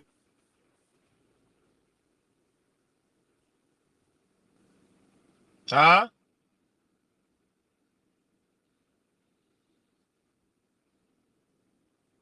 whether it was Did I sexually or lose you? genetically. Yeah, my internet went out a What? hot second. No, I was just saying if these beings interbred with men, right? What you think their blood type would have been?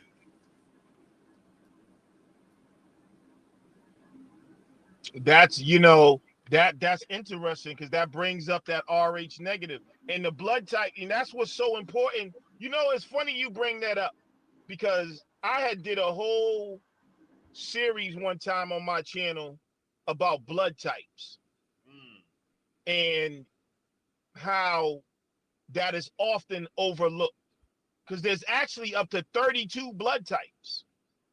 Oh wow. Which is crazy. We only think about A, B, and B plus, but right. You know what I'm saying? But right. They still haven't been able to explain the RH negative. And what is your take on O blood? Most of the world, huh?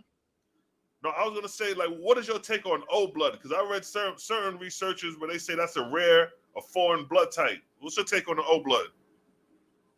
That's what I was saying. O negative blood is the universal donor to all blood types, but you can't donate to an O negative blood person. Correct. So a woman right there though, that says a lot. A woman that is RH negative, if you impregnate her, her body will attack your sperm and kill it.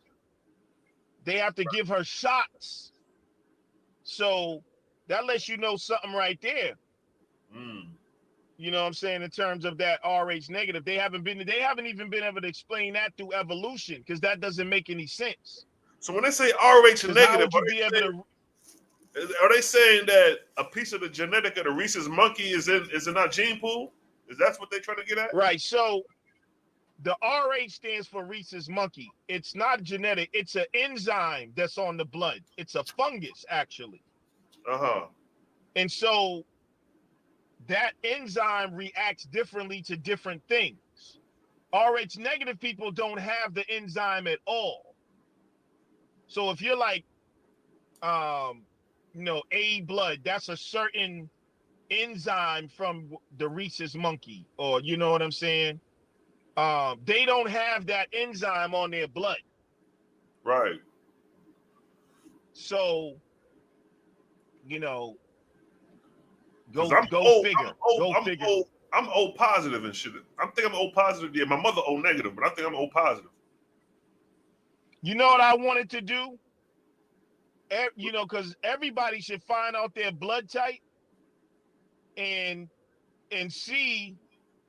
And this is why we need money for our own experiences. Because I figure that I guarantee you, if you find out the blood types of the people around you, you'll probably find out why there's some people you don't get along with, some people that vibrate with you, who you should be mating with. You know what I'm saying? That's that true, blood yo. type is underrated. That's true. That's true, yo. Because I notice most people I meet that are O blood, we have a lot in common. A lot of O blood people, they think outside the box. They're more cosmic in thinking. You know what I mean? Not saying nothing bad about the other blood types. And then, like you say, like the O blood type is a rare blood type. In the animal kingdom, the known blood types is A and AB. But you rarely find O in the animal kingdom. That's why it came back to what you were talking about with the extraterrestrials and their genetics. I'm like, if these beings, right, if they materialized on this planet, like, just for the Owaski purposes, when these beings came and they materialized, they used the minerals of the earth to materialize. So if these beings materialized and had a blood type, I believe that blood type would have been O, because it's detached from the animal kingdom. But if they interbred with primitive man, who may have had anywhere from blood type A, AB, whatever the case, and then the gene pool of the O blood is now filtered in the hominin gene pool. You know what I mean? That was one of my theories. You know what I'm saying? There's definitely some truth to that. And we had some of our brothers that was popping some of these horny ass niggas that was popping them goddamn hominids. Hey man, you know how them African women bodies be, man. Let's keep it real, you know what I'm saying? And then but there's another blood type. It's called gold blood. It's the rarest on the planet. I think they call it gold blood. These people are in a special database. A word? They get paid for that. Yeah, look up gold blood. You said gold? You said gold like gold? Yeah. Damn, that's crazy. It's the rarest blood type on the planet. It's called gold blood type? So it's possible that these blood types originate from intermixing. You know what I'm saying? Some of those, it makes sense. It goes with some of the ancient stories. But I think they're lying about who was RH negative. I'm going to tell you the truth. I believe that we are RH negative. That's why they say everybody but the African has Neanderthal genes. So if everyone, you know what I'm saying, that don't even make no sense. True. It don't. Unless that shit just propped up out of nowhere? Right. Then you got the ghost gene of West Africa. What's that? West Africans, and we come from they have something they call the ghost gene. They don't even know where it comes from. They try to say it was some ancient hominids, but how you know? They don't know where. So there's things about us, bro, that I believe. And I gotta say specifically about the brothers in America. There's a secret about our people that still is in some dark rooms about our genetics and who we are. That it's like the secret is there's something about us that's just just special. You just can't deny when you know what I'm saying. I mean, man, when you look at hip hop, is like an alien music and shit, bro. I was listening to music. I was like, yo, it's like, nigga, we think about how out of this world that shit is. How did we come up with that shit? Break dancing, hip hop. Like we took the turntables and just nigga, even the art of freestyling to actually come up with to actually paint a picture off the top of the dome directly as you go. Come on, who do that? Yeah, that shit is like, I've contemplated whether we could actually be the motherfuckers that came to this planet too, from somewhere else. You know what I mean? I wouldn't fall short. So, there's infinite possibilities, man. The truth is stranger than fiction, but I definitely believe, I know we do definitely have a star connection. Right. There's definitely there's a star connection, man. All of us, and it really comes down to souls, whatever that is. Souls, I believe, are seated in different star systems. So you may be a soul from the Pleiades star system, but you came to Earth to fulfill a purpose. Right. Or you may be a soul from, like, there's people that say, when they talk about reptilians, it means they're seated in the draconian star system. And the Andromedan star system, you know what I mean? Yeah. I'm with that because so people think. No, I'm with you on that because it's like, come on, man. How can y'all niggas be so stuck in a shell when we live in such a cosmic grand world and not think outside the box?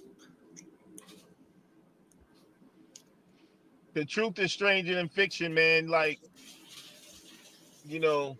they want to limit what we think we are and what we can do.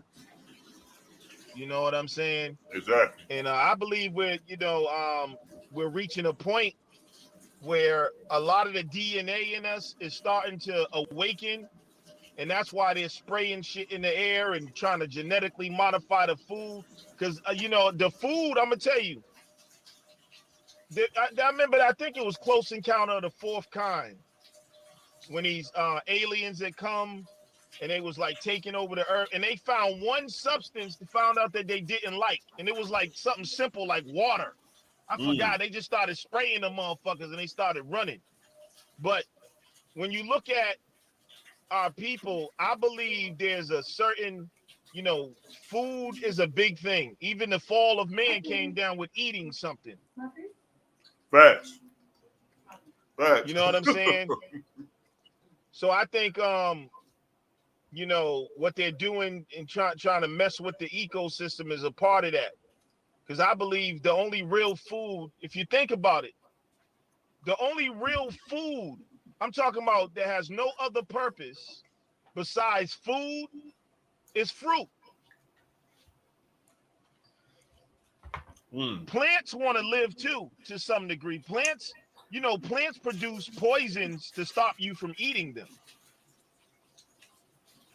But fruit, when it grows from a tree, its only purpose is to be ate. Facts. And it's naturally flavored. You ain't got to add nothing to it. And then even when you read in the Bible, in Genesis, in the beginning, it says the fruit shall be for meat. Exactly. Niggas overlook that right there. So that shows you the original plan. And when you was in the heavenly state before you fell, you ate nothing but the fruit and the herbs. And then not only that, to add on top of that, man, because the fruits and the herbs keeps your blood cool, keeps that alkalinity where it need to be. You know what I'm saying? Yeah. So it's a balance. Keep that shit neutral, centered. Don't be too over alkaline. Don't be too over acidic. Keep that neutral zone. And it's crazy that the number for that neutral zone is 7. And so, our intestines is a brain. See, they turn shit upside down. Your Facts. intestines are made of the same substance as your brain, that gray matter. And you know, when you get a feeling, you get it not in your head, but in your gut. Exactly. Facts. Think about how deep that is. That's because that's a nervous system. That's a brain interwoven. And so there's a war going on in your gut every day. We can call it a war, but it's seeking balance. No, you're right. Because when I used So to now get they know that to beef and shit, that's where I feel it at in my gut. you feel it in your gut because that's a brain. And if that shit ain't cleansed, you know, it's gonna lead to a whole bunch. So they know now that the health is all about that intestinal tract. Exactly. And we got we're literally full of shit. You know how motherfucker be like, you full of shit. Yeah, nigga Literally. really is full of shit. Yeah. That's why the fuck he be bullshit. What the small intestine? The small intestine is what, like 30 feet? Yeah. It's long. It's long. And that's all. Now just imagine you got a 30-foot tube coiled up in your motherfucking stomach. And you got food and all that shit sitting there. Right.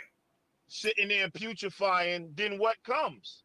Environment does what? If you shit on the ground outside, what's coming? The goddamn worms. Flies, maggots, worms. You see what I'm saying? So a lot of the enemy, I'm going to tell you another thing I believe. When people talk about these beings, they see them as like these giant gods. But no one would ever think that the aliens are these microscopic parasites. Facts. And they're very intelligent. They're like, think about it, because we think intelligence has to be big, like a big human form. There are parasites that are 100 times smarter than you. They've been around. Think about what bacteria is God.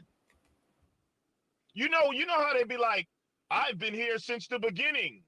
When they say shit about God, and they be like, we, and in scriptures they use the word we to talk about like a legion of demons, and we've been around here, or he's the dragon of old. Bacteria and worms have been around for millions of years. They know the human body better than a surgeon. Like, man, I'm gonna tell you, when I stopped studying it because it freaked me out. I started getting into parasitology. If you start studying that shit, you will scare yourself into eating. What is it called? I'm about to look it up. What is it called? What's it called? Parasite. It's really like parasitology. It's the study of parasites. Study of parasites. Parasitology. These things. You know how I do this? Anya, can you share your screen? Yeah. What you want me to share? Go to Google Images, right? And type in parasites. I'm going to show you what aliens look like. If you look at the movies, right? You know how they and they show these creatures, like, remember the movie Alien? Yeah.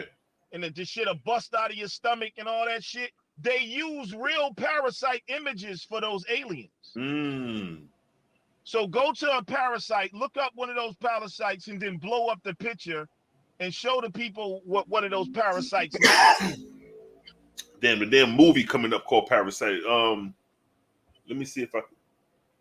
Oh yeah. Let me see. Hold up. Let me see if I could. And you'll see they look like that shit they be putting in them films. They're just microscopic. They got fucking teeth. They look like dragons. You lucky I just finished eating, my nigga. Like, for real. That's it right there, right? Yeah.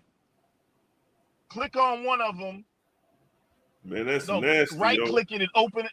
You right-click on one of them and open it up in another window and then blow it up.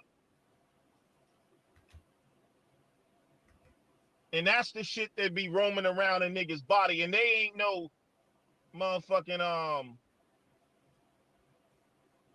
Nah, go to the pitch. Go to the picture. Back to the picture, and right click or should I say left click and say open in the new window?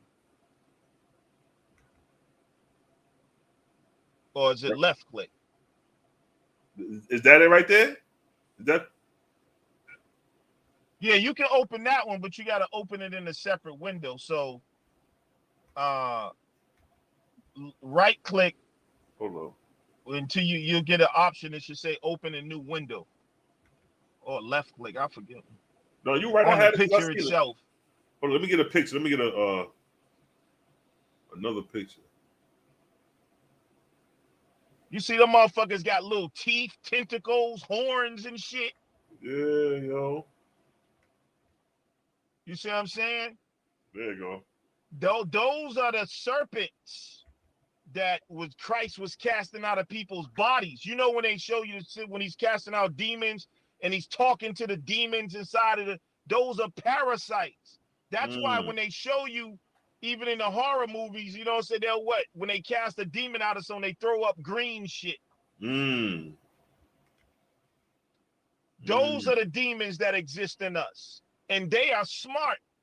They can take over your nervous system. Think about how smart they can get into your nervous system and actually change your cravings. Facts. They'll make you crave certain food because they're fattening you up.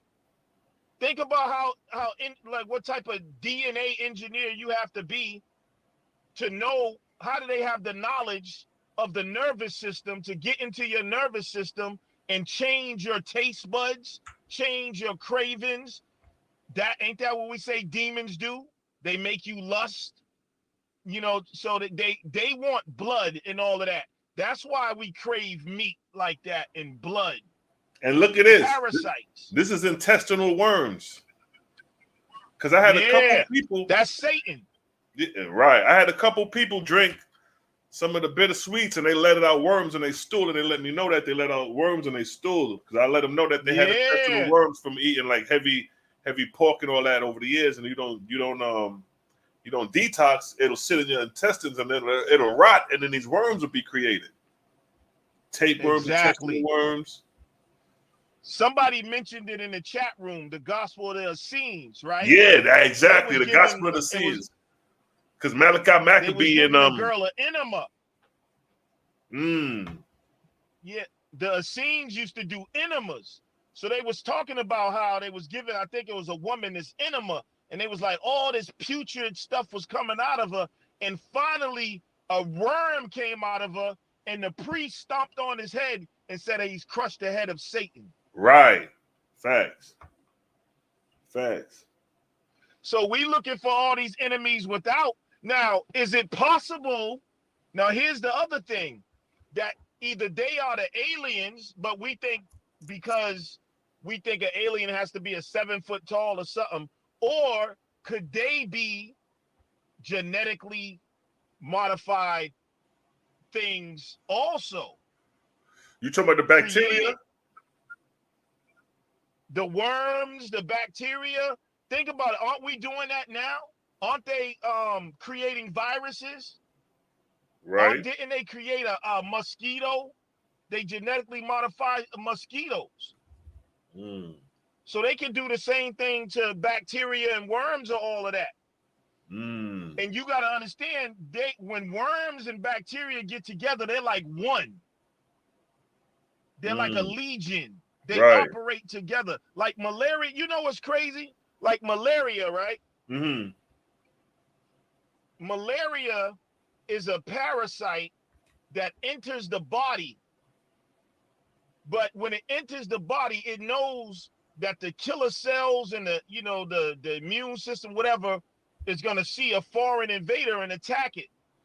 So what they do is go straight to your liver through your bloodstream and hide in these little vacuoles in your liver. And they stay there and they start to reproduce and plant babies and stuff. And they stay there long enough until they're strong enough to come out in a large numbers. And that's when you start getting sick with malaria. Malaria is a goddamn parasite. It's not like a natural disease or something. What you just described was so, warfare. That was warfare you just described. Exactly. That was a warfare tactic right there. In the body. Warfare against the spirit. In your body, hiding in your own organs. So these things are smart. These are the serpents and the devils. You know, when people say, damn, I can't quit smoking, or I can't stop drinking, I can't stop eating this. We all go through that. Facts. That's a demon in you. Facts. Exactly. I speak about that all the time. People make it spooky. Exactly. Yeah, people make it spooky. People try to act like a parasite. People try to act like they separate from their demons. Like, niggas think they walking around here holier than thou, ain't influenced by no evil spirits, ain't influenced by no evil, just pure 100% good all the time. Like, niggas, stop lying. Stop lying. Everybody is influenced with good and bad, good and evil. Yeah, I believe those parasites, they get in the brain too. Yeah. So you know, man. Just like when a dog has rabies, he's being controlled by those parasites in his brain. Facts. So when you think about a motherfucker, have you seen the video? Have you seen the video? They did an experiment. They put an electrical thing on a cat head, like a helmet, and they raised the vibrational frequency, and that motherfucker started snarling and getting mad. Then they turned it down and got back to normal. Then he turned it up and it started snarling and getting mad. Then he turned it back down, showing how he was controlling the behavior of the animal with frequency. Exactly. And that's how they're controlling people on the planet. You wonder why, like, all of a sudden, like, violence is. They have technology where they can send out frequency waves, man. Elf waves, they call them. Right. Extremely low frequency. Yep. So people don't know what they up against. That's why I be trying to tell people, man, listen, man. A lot of people on here have knowledge, but they cannot play chess with the elites. They don't understand how deep it goes and what's going on. Because let me ask you this about the elites right quick. Let me ask you this about the elites real quick. Because I see you're more open-minded, you know what I mean? You ain't, you know what I'm saying? So at the higher echelon of the elites, do you think these niggas is communicating with the interdimensional being, or just some rich motherfuckers out there just calling shots? Man, they're not only communicating with interdimensional beings, they are hybridizing themselves with them. They're becoming the actual altars for them. So there's a ritual where you and an interdimensional being can become married. That's why I was talking about before, these covenants and contracts. Where you give your body over to the being, to, like, basically you leave and now it's you. Y'all become married as one. These so-called elites, bro, they are straight. Like, bro, you wouldn't want to get caught in a room by yourself where they'll eat you alive. Facts. They're dealing with real vampires, bro. These people are real vampires.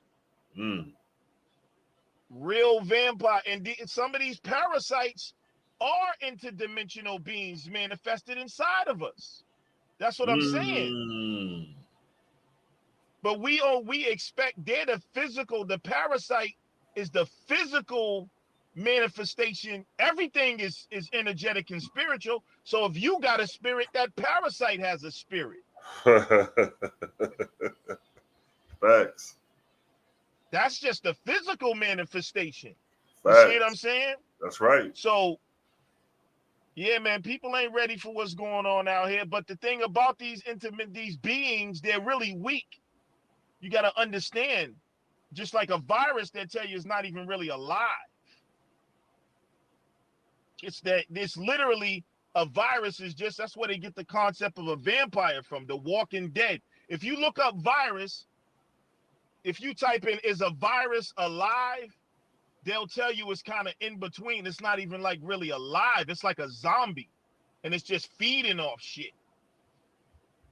A You said if virus you is look a up, goddamn demon. Let me see, virus. Yeah, that's Hey, a demon, but virus. people think it has to be in human form. It's a Facts. devil. There's a spiritual counterpart to it. And if Yeah. you're on that vibe, that's why it's important to stay in the vibration of love.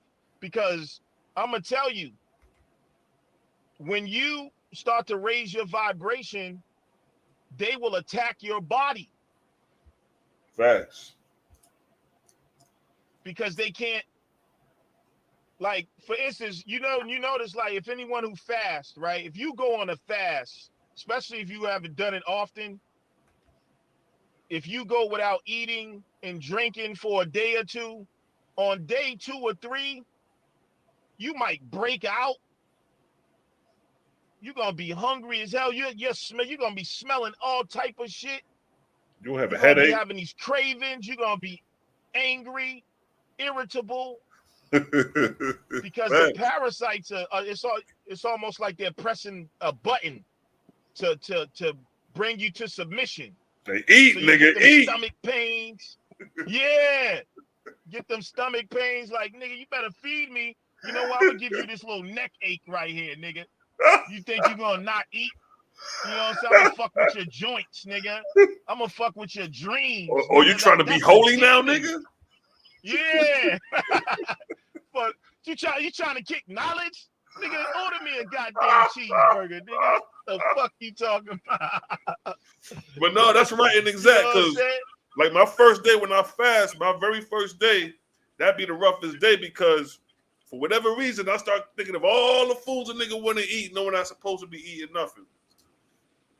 But once you get over, like you said, once you get over like the 3rd day, about the 4th day, you know what I mean? You slowly adjust this shit. But I don't, everybody fasts different, you know what I'm saying? So That's the science of Christ being resurrected. mm, 3 days, right? Is imagine if you go 3 days without eating and eat like some bitter herbs or drink like some apple cider vinegar or like garlic or honey, shit like that, you will reset your intestinal facts. tract and you'll come alive again on the 3rd day. Facts. 3 full So days and on you that gotta 4th, bury yeah, yourself. facts. Facts. You gotta bury yourself for 3 days. Yo, that's deep, yo, because that's what I always say. I said, like, after the 3rd day, your body start adjusting to the new way. And you know what's crazy? If you look up autophagy, and this is how we know the ancients knew the science, because now they know this medically. When you so-called starve yourself, right, you go into what's called autophagy. That's meaning you ain't got no more sugar in your body. So the body starts to look for fuel, and it will use, it will recycle cancer cells for energy. It will eat the parasites. The body will say, I need something for fuel, and it starts actually cleaning up your DNA, repairing DNA. It'll start eating up junk, and it becomes a recycling system. That's what's deep. It's literally a resurrection. Bad cells actually get recycled and become good cells again. Cancer cells, all of that shit, the body will start to eat up and recycle it as fuel. So that shit is heavy.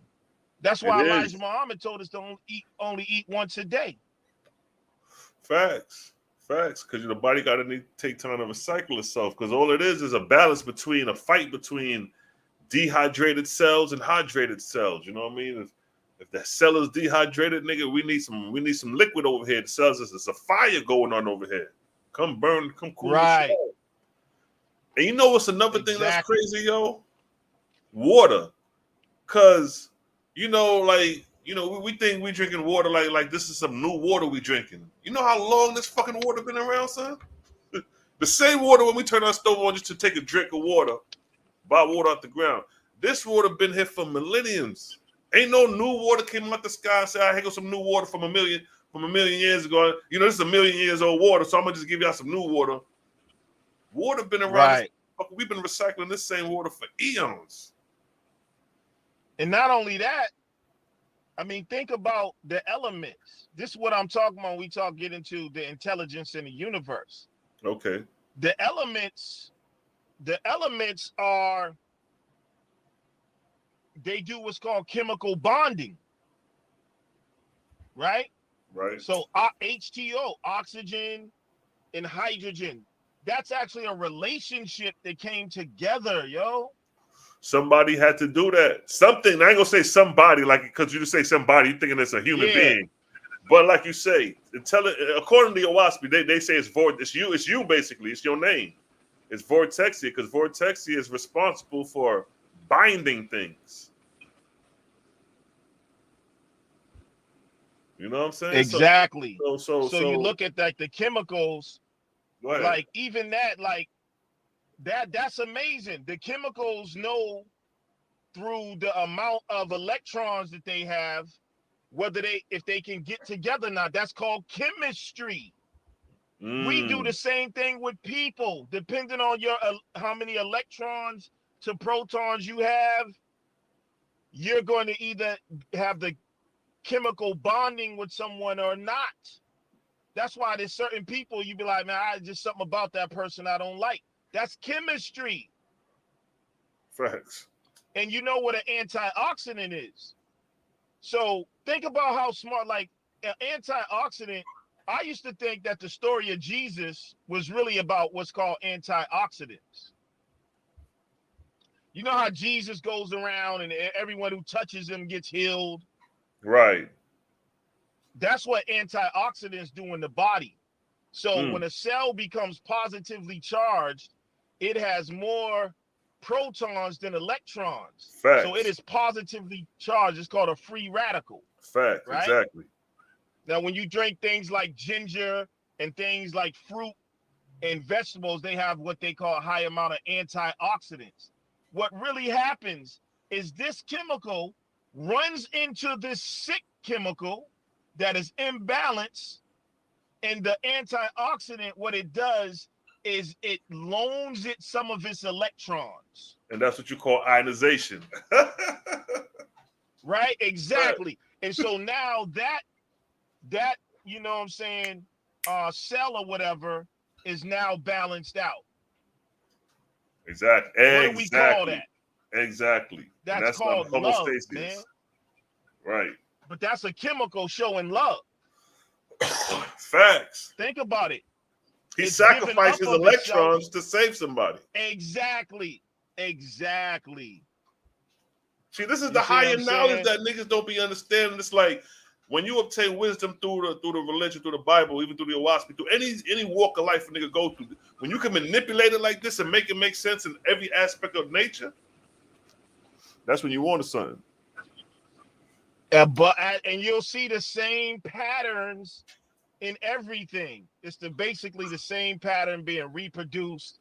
That's how we know it's intelligent. That's how we know that the source is real, because the mathematics and the patterns are so consistent. Exactly. That's why I always go into, like, when I go into my talks about creation, I always start with the vortex, because that pattern is so prevalent in the cosmos. It's shown in nature through the whirlwind, through the tornadoes, cyclones. Even when you damn near flush your toilet, and then when you look when they got pictures of the cosmos, you see these spiraling galaxies, you see these vortices. So it's like that's like Creator saying, like, look, this is my blueprint of how I bind things to create life, even cells, like you were saying, atoms.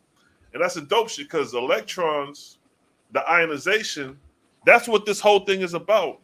Life is ionization, the shifting of electrons. Facts. If it's too acidic over here, well, let's give them some electrons and balance them out and make them homeostasis and balance again. You know what I mean? We, the electrons, trying to give light to the goddamn protons that's too hot-headed. Exactly. You trying to cool down the fire on you niggas. You about to have a heart attack, nigga. Calm down.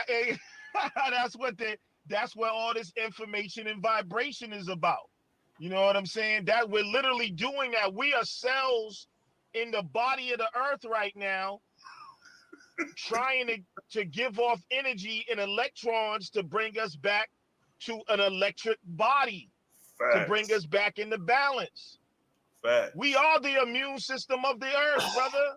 Facts. And That's then why I be trying to relate to people. If you want to be aboriginal, indigenous, then you got to be the protector of the planet. facts. Facts. Where's the immune system of the planet?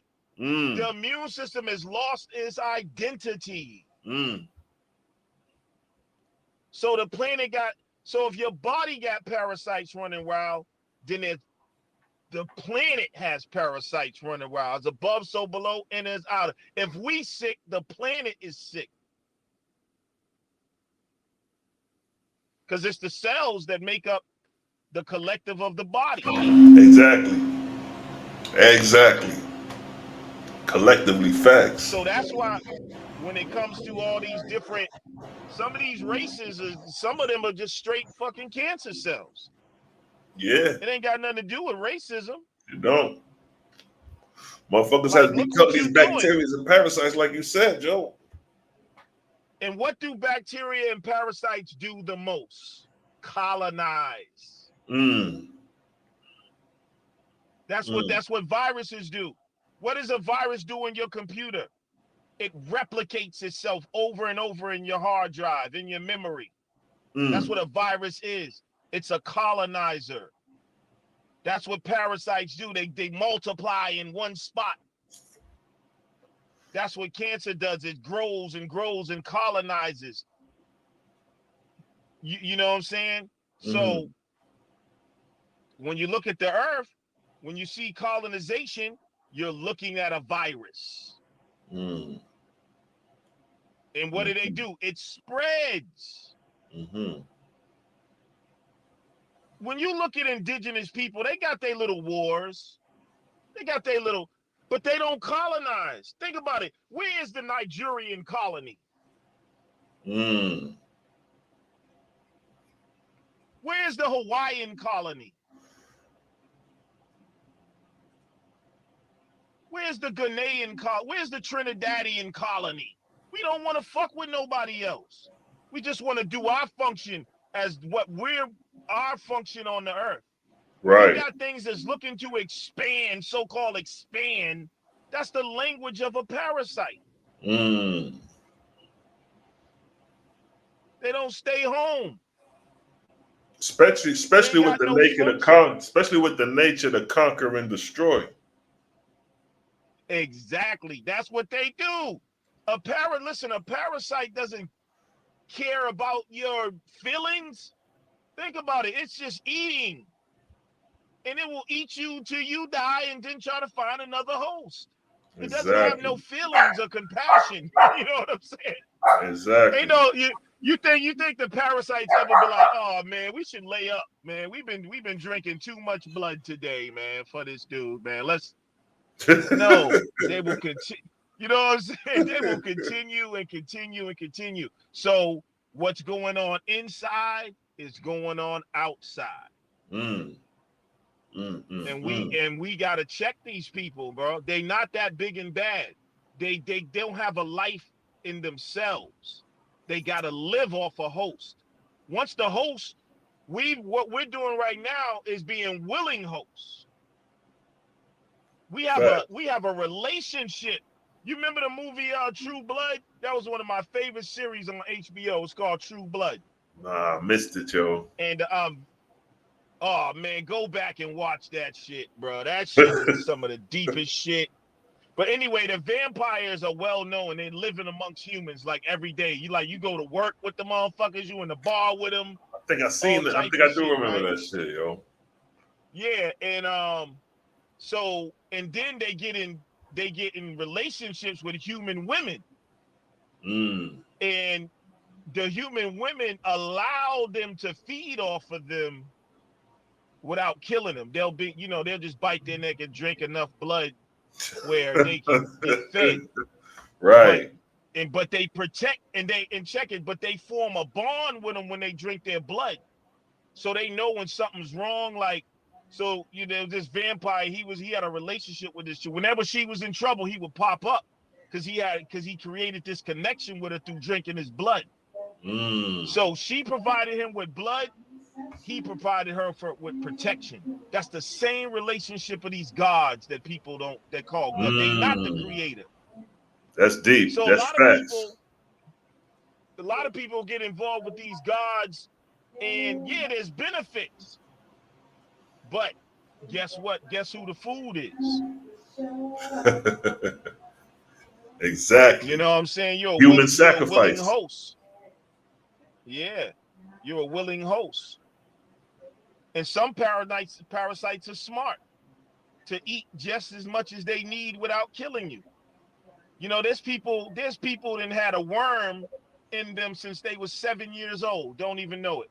The same worm, just been chilling, just running shit quietly in the background. You know what I'm saying? You get little ailments. Yeah, I'm anemic. Fucking you breaking out. You've been doing the doc. Oh, I'm allergic to this. And the doctors is telling you, nigga, you've been had a parasite for all your life. That demon has been on you all your life. That's crazy. That's true too. You better go get you some goddamn black holes. And yeah, I'm gonna tell you one of the greatest things that you can take is apple cider vinegar, man. It's everybody got it in the house and it's so underrated. It's so underrated, bro. Apples. Yeah. That should have got there, flush you out. Yeah. So, yeah, man, it's a lot of deep shit going on. You know what I'm saying? Yeah, man, That's you why be I on don't top of fuck that with shit. animals like that. I don't fuck with animals because, you know, like these parasites use the animals to get in you. Motherfuckers be kissing their dogs and shit. And you Yeah, I fuck ain't with that around, you shit. got a demon. Or you done lick the demon on you. That nigga done carried a parasite from a piece of shit outside and licked your ass. And now that shit is in Right. your intestinal tract now and shit. Hey, right. But you know, you can kill them with vibration, man. You know what I'm Big saying? facts. That was Vibrational deep about frequency. why we played the drums and danced and had our celebrate. That vibration kills them. They need low vibration. They need toxins. They need you know, that's why they try to get a hold of your brain so you don't get the dopamine you need, good feelings. They put violent thoughts in your head and try to keep you depressed because that's the environment they need. That's deep. And that's If the you change the animalistic environment, environment. yeah, you change the environment, they gotta go.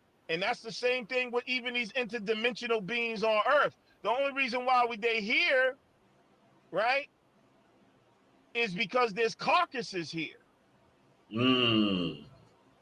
You know what I'm saying? People are dead. There's a lot of hate and envy and jealousy and violence, and so we opened the gate to that. Because Right. if everyone turned around and started saying "I love you" to each other, them motherfuckers would have to flee. They wouldn't be able to take it. Facts. Facts. You feel me? That's some heavy shit, man. But you know, man, it's always a pleasure building with my brother Selah Shalom, man. You know And what I it's mean? always, man, you see how the shit go, man, the shit flow, you know what I mean? I like to build, you know what I mean? I don't always be on that debate shit. I like to just build, you know what I'm saying? And be diverse in thought, you know what I mean? When it come time to debate, you know, we can, you know, niggas, you know how niggas get it in. And I see didn't you have supposed to have a debate with that one dude, Joe? The Jamaican dude? Yeah, he backed out, man. After I beat him up, they stopped making excuses. The devil ain't never gonna come out and show his face and get exposed. You gotta know that, bro. You know what I'm saying? A Yeah, lot of yeah. them dudes on that so-called atheist scientific crew, they mess with everyone else. When they come to Lex, they get out the way because they know they can't pull that bullshit with me. Facts. So they Yeah, try you to had them on the deflect, but they walls. You went and had them started on. pick. Yeah, they go picking on. They pick on people who was not that familiar with scientific terms. Right. You know what I'm saying? When they run into somebody who can deal with it, though, they look stupid. Yeah, you had them on Straight the up. walls, man. You had them on the walls, bro. Because like the last couple of weeks, y'all was going in. I was chiming in. I was like, yeah, Lex got these niggas got them hemmed up right now. Yeah, but you know, like you said, the debate shit is like whack. Like, see, that's the thing about them dudes. Where I call them the Grinches that stole consciousness. Not Christmas, but it's like, you know what I'm saying? Like, nigga, everything is pseudo, but like, nigga, you gotta be a little pseudo in order to build. Like, we gotta be able to explore shit, bro. But the Like, crazy thing you is, wanna hey, just check sit it. around. The crazy thing is, everybody so-called religious culture history start off pseudo. You got Kemet with a nigga laying on his back, supposed to be the earth, and the chick flowing, standing over him, supposed to be heaven. That's pseudo. You see what I'm saying? If niggas want to talk pseudo, like Yeah. the first fairy tales, the first pseudo, the first bullshit came out of Egypt. When you got niggas with alligator heads on, you got look at the Ammon, an alligator head, a damn lion body, and a hippos torso, and niggas want to talk pseudo. It's like, come on. It's like pseudo started with Kemet. That's the first comic book, rightfully speaking. Niggas love Marvels and X-Men and Wolverine and Cyclops. Nigga, that's Kemet. Yeah, to me, Kemet is not even. That's not even Kemet. That Well, shit is Egypt, like, whatever. These niggas got all type of names for the shit, but no, just I using know that. what you're saying, but that's what Yeah. I'm saying. Like, what they're into, that shit is the down Kemet on the decline. Right. The whole pre-Diluvian, like Atlantean Kemet is something totally different. Like they're that when you get into dynastic Kemet, it's declining. That shit then been invaded. It's like, you know what I'm saying? Like fucking went through a cataclysm, all type of shit. Like it's on a decline. Right. The real, you know, the real shit is that Atlantean shit. Is that the what's the book called? The shit with Thor, the Emerald Tablets. You fuck with that? Yeah, that type shit. Okay, Yeah, hell okay, yeah. gotcha. Yeah. Oh yeah, I fuck with it. I mean, Matter I of fuck fact, with go ahead and everything. I reference some. read. Go ahead and reference some of the books you read for the people, so that if they want to, pick up something to study and shit, because over here we deal with it all: the science, the theology, the religion, whatever it is. We touch on it all because it's best to have a knowledge of all things than to be limited. You know what I'm saying? I'm gonna tell you one of the most occult, deepest books you can ever read is a book written by a Sufi called "People of the Secret." You said People of the Secret? People of the Secret. Yeah, People of the Secret, I think it's called. Yeah, the people. It's either People of the Secret or the People of the, but it's called People of the Secret. It's written by a Sufi Muslim.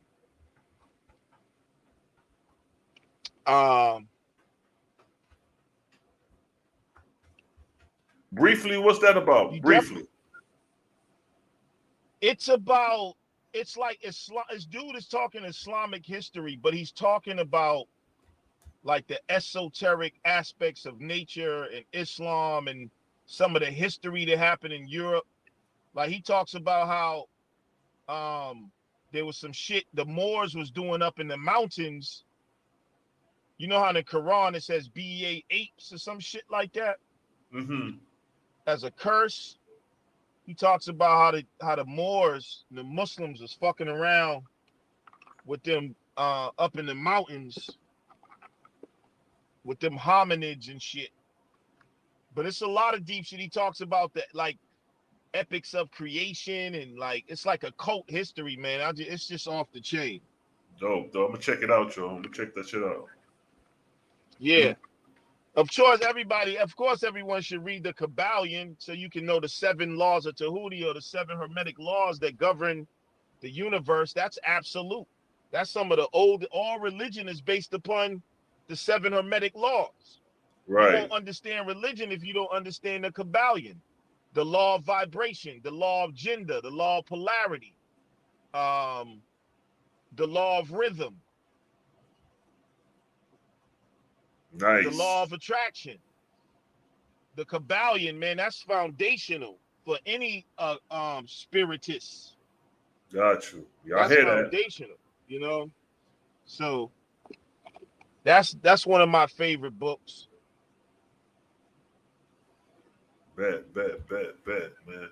Well, shit, man. It's always a pleasure guys, building with the God. You know what I'm saying? I'm about to yeah, chop man, I off. appreciate it, bro. Hit me Yeah, up, matter of man. fact, We gotta do something soon. Yeah, most definitely. You be on the mic spitting some bars too. Man, have to collab on some music sooner or later. You know what I'm saying? Yeah, you know the battle rap shit is still popping. And Sonnet is fucking with the battle rap shit now too. So look forward to that shit. Go to check out HOK Debate League, Conscious Debates. Matter of fact, go ahead and shout your channel out, man. Conscious Battle. Shout your channel out. Where people can find you at? The Lex Vortex show, baby. Come build with me. Let me take you into the vortex. You know what I'm saying? Holla at your boy. That's right. Matter of fact, I'm gonna hit you up, Selah, man. Yeah, brother. Yeah, most definitely, man. We're gonna put together another presentation sooner or later down the line, and we're gonna get it popping. All right, man. Amani. All right, peace, gang. Deuces. Yes, family. So we had the nice build with the brother Lex Vortex. You know what I mean? You see how you can build? That's how you build, man. Everything ain't got to be a challenge. Everything ain't got to be, yo, you wrong, I'm right. Sometimes it's good to build with your brothers, man. Sometimes it's good to just, you know what I mean, go outside the box. Now, don't get it wrong. Niggas can get factual. Niggas can get dates, break down time periods, get into the genetics. But sometimes it's good to let the mind flow, to let the mind be free, to open up your thoughts and, you know what I mean, have vast, diverse thoughts and ideas. A lot of times that lead to creating new ideas of, oh shit, I ain't think about that. Let me boom, bam, boom. You dig? Give me a one in the chat if y'all getting that understanding. Let's run the blood clot rhythm because we ain't run the rhythm in a minute. Let's run the rhythm, yes, family. You don't know it's the vibe. You don't know how Selah Shalom do these things, yeah?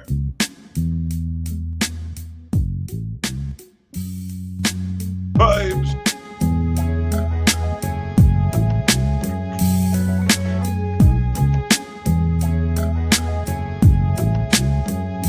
It's a vibes.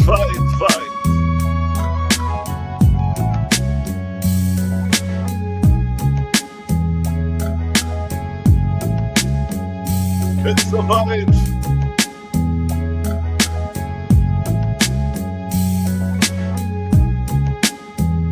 Creator was undefeated. Yes, Sister. Where's it, Deshaun? Where's it, Big Sister? Got the Sean in the building, creator gang, female goddess in the building, and of course we got the legendary Tifa, Etherian goddess in training. Told y'all we got the sisters too.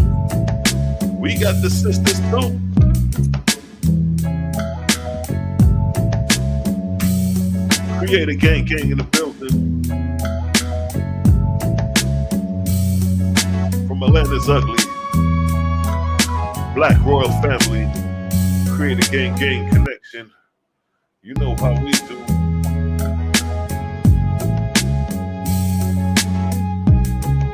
I see you. We out here enjoying the vibes. Cause it's the vibes.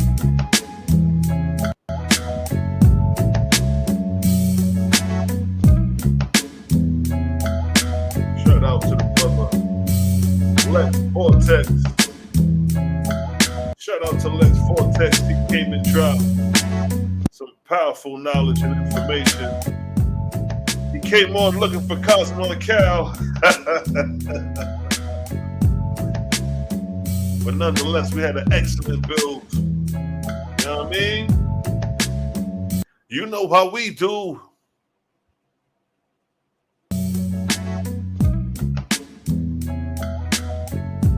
Casey, what do you say, big man? Big up yourself, large up yourself. Peace to the creator gang. We're gonna let's buy an island. That's what we had to go. Let's get an island, creator gang. We're gonna buy our own island. That's what we're doing.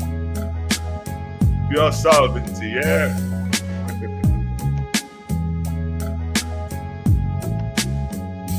It's a blood clot vibes.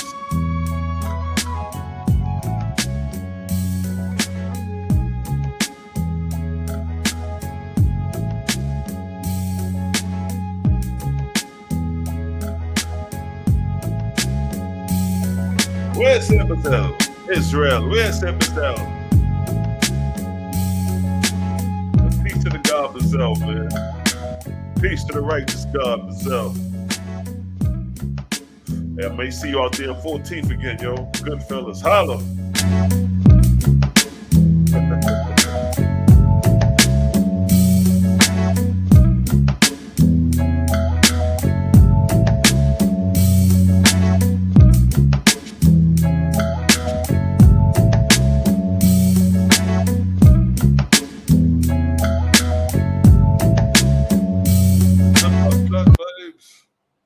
Yes, family.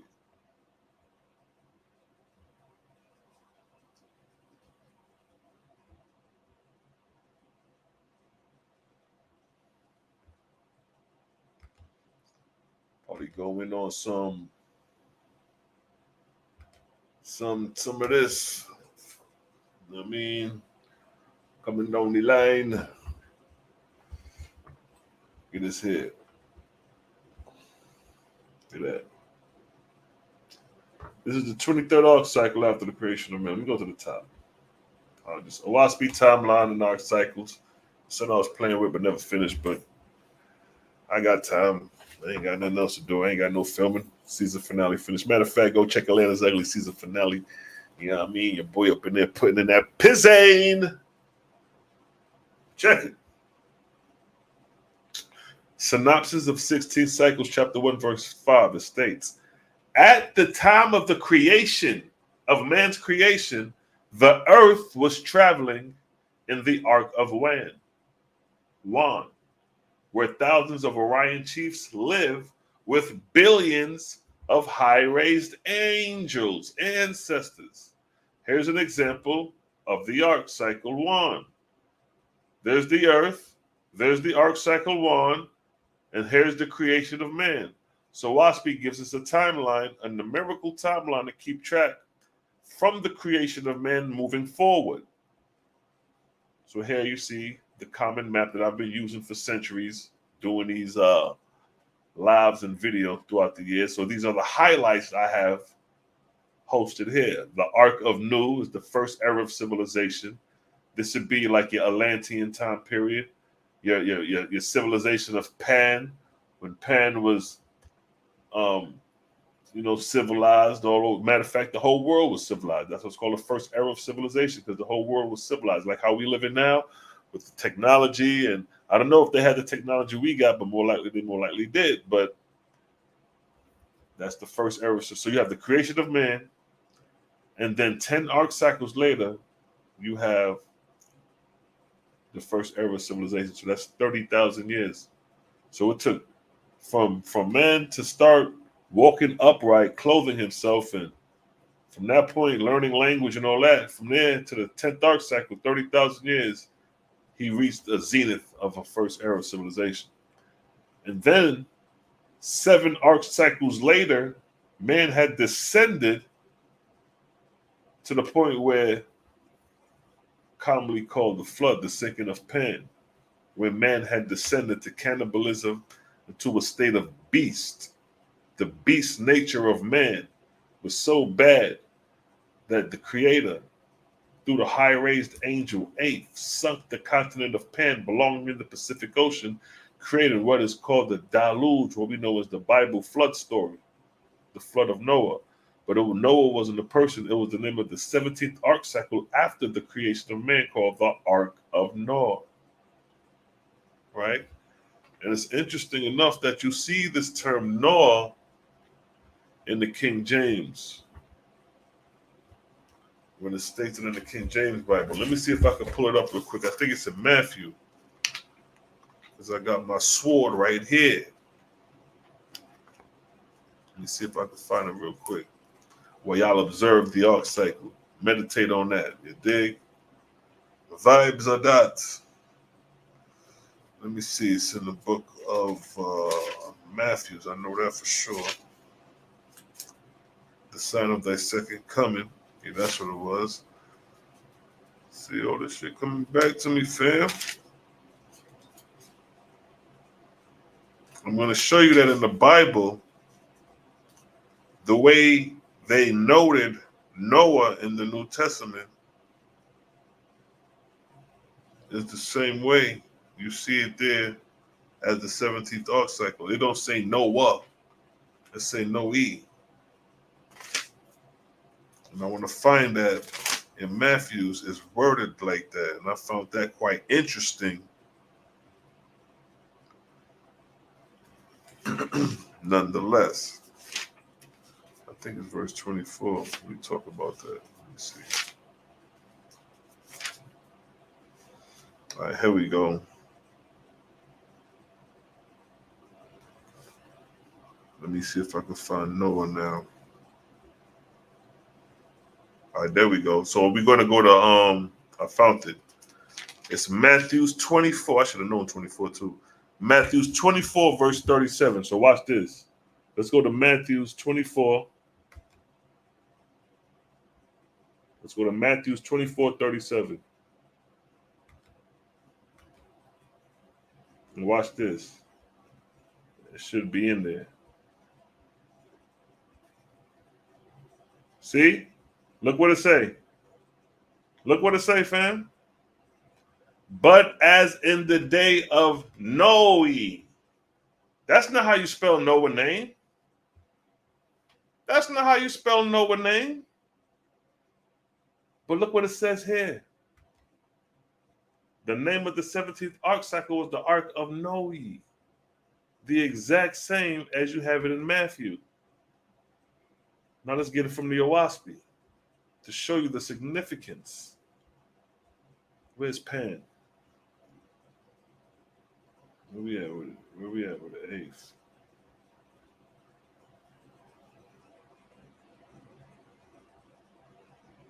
So look what it say with eighth. Look what it say in the first verse. I'm gonna just read it right up to the say Noah. Look what it states. In the time of the world, 24,000 years before Cosmon, the great serpent being in the ark of Noah, in the Etherian heavens.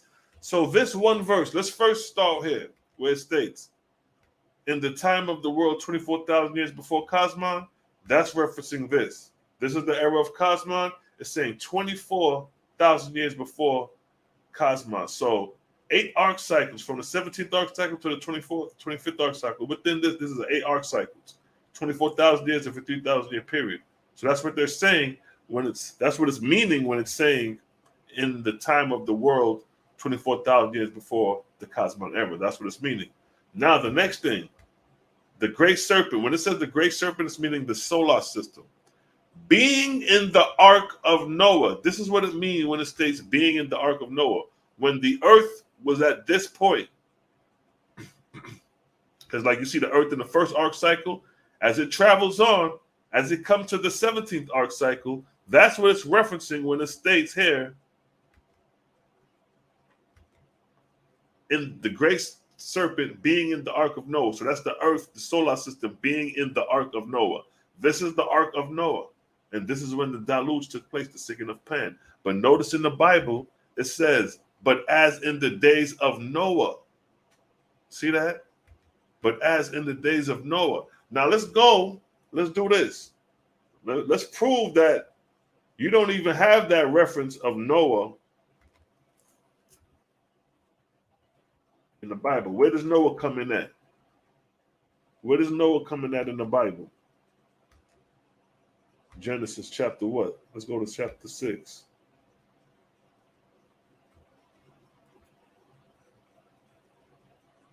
Look what he say. Let's see when the first time Noah is mentioned. This is the first time Noah is mentioned right here. These are the generations of Noah. Look at that. This ain't the same as this. Noe is not Noah. That ain't the same thing. Oh, well, you know they spelled it. No. Whoever did this knew something. Because in the Owaspy, that's the 17th arc cycle after the creation of man called the Ark of Noah. Confirmed in the Owaspy in the book of 8th Son of Jehovah. in the time of the year, 24,000 years before the cosmos ever, the great serpent being in the ark of Noah, in the Etherian heavens. See that? So Owaspy is letting you, the Owaspy is letting us know that the ark of Noah is a cosmological time period. It ain't got nothing to do with a man. But in the Bible, in Matthew, it says, but as in the days of Noah, meaning the ark of Noah, the ark cycle of Noah, not the Noah here, because the Noah here is a person. These are the generations of Noah. Noah, but notice Noah is not spelled the same as Noah here. I just found that quite interesting. So the 17th ark cycle after the creation of man is the deluge. And then 8 arc cycles later is present day 25th arc cycle, where we're in right now, starting from 1848. 2048 will be 200 years in. What is an arc cycle? Precept. Second, the sun with his family travels in a large circuit, which is divided into 1,500 arcs. The distance for each arc being about 3,000 years. So this is the distance between each arc. So each arc, each one of these numbers is a 3,000 year period. That's how time is measured in the Owaspy for cycles. Seasons and cycles are measured in 3,000 year periods. What is the purpose of these Orion chiefs and high raised angels? What are the purpose of these high raised angels? What does it state? Synopsis of 16 cycles, chapter 1, verse 3, it states, during a cycle, meaning during the time of 3,000 years, the earth and her heavens travel through Etherian regions of hundreds of Etherian worlds, which are inhabited by Jehovah's high-raised angels, whose chiefs are involved in what? Management of worlds. What was the question?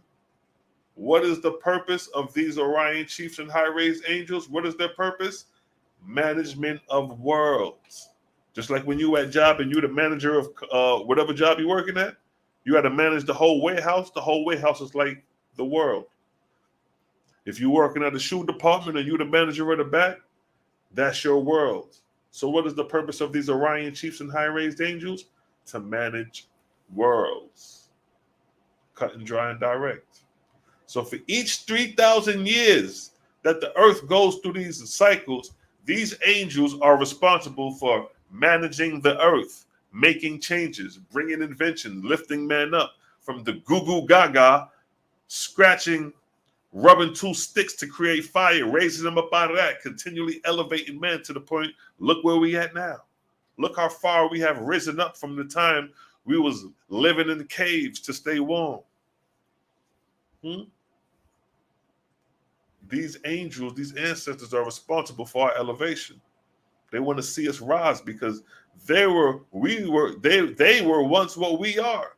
So their duty is to help lift us up to become as gods and lords.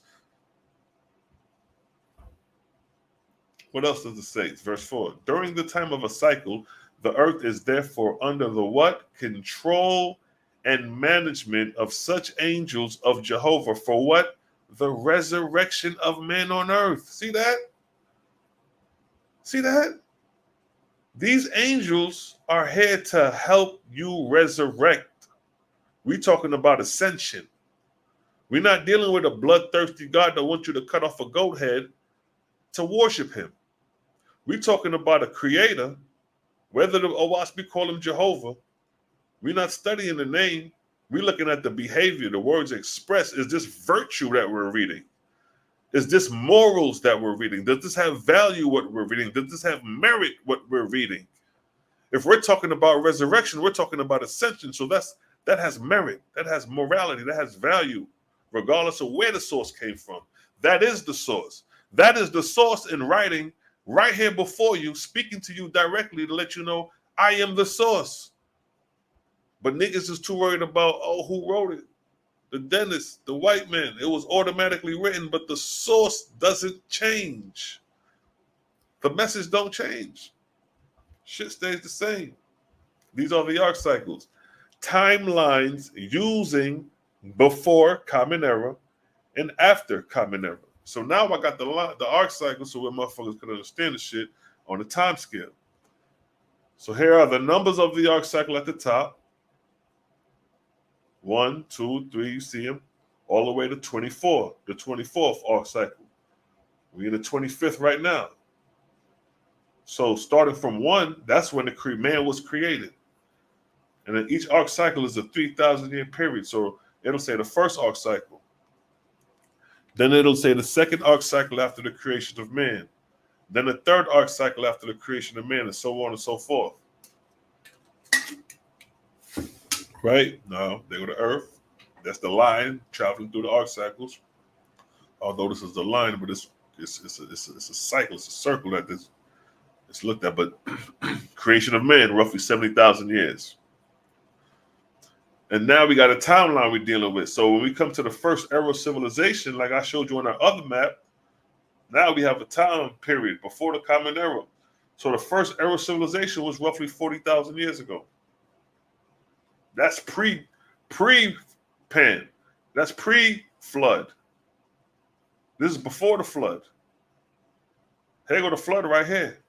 Let's bring it over. There go the flood right there. The flood was in the 17th arc cycle. That's 22,553 BC. 24,000 years ago, time of the flood. And then you have 43,553 BC before Common Era, the first era of civilization. This is the Atlantean, the high times of civilization on Pan and throughout the world. That's why they call it the Owaspy, the first era of civilization. Matter of fact, let's read that. Where it talks about the first era of civilization in the Owaspy.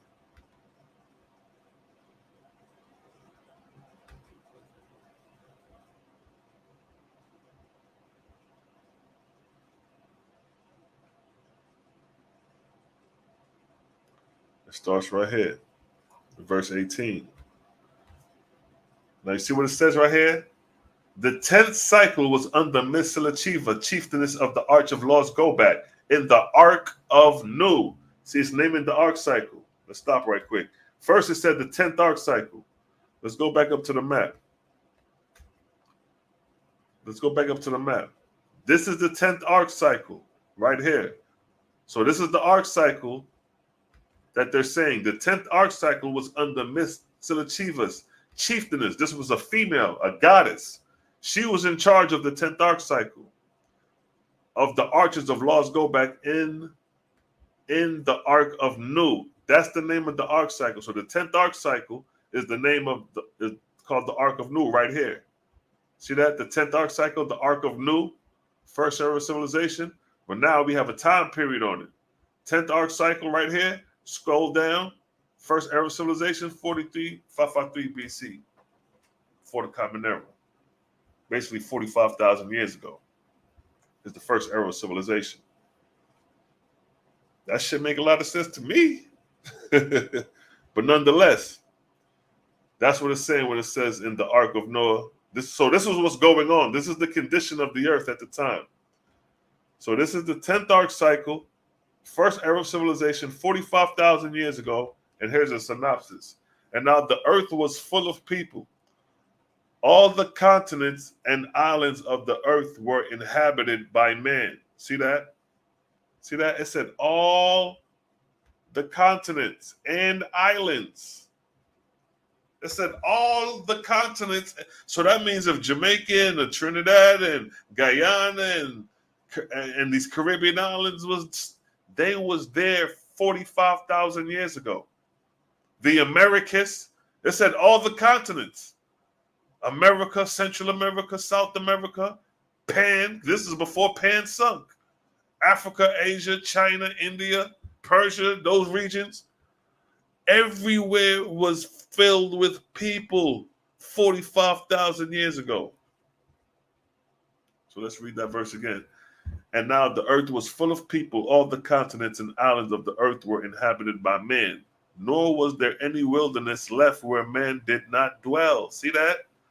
They let you know man occupied everything. But look at the catcher.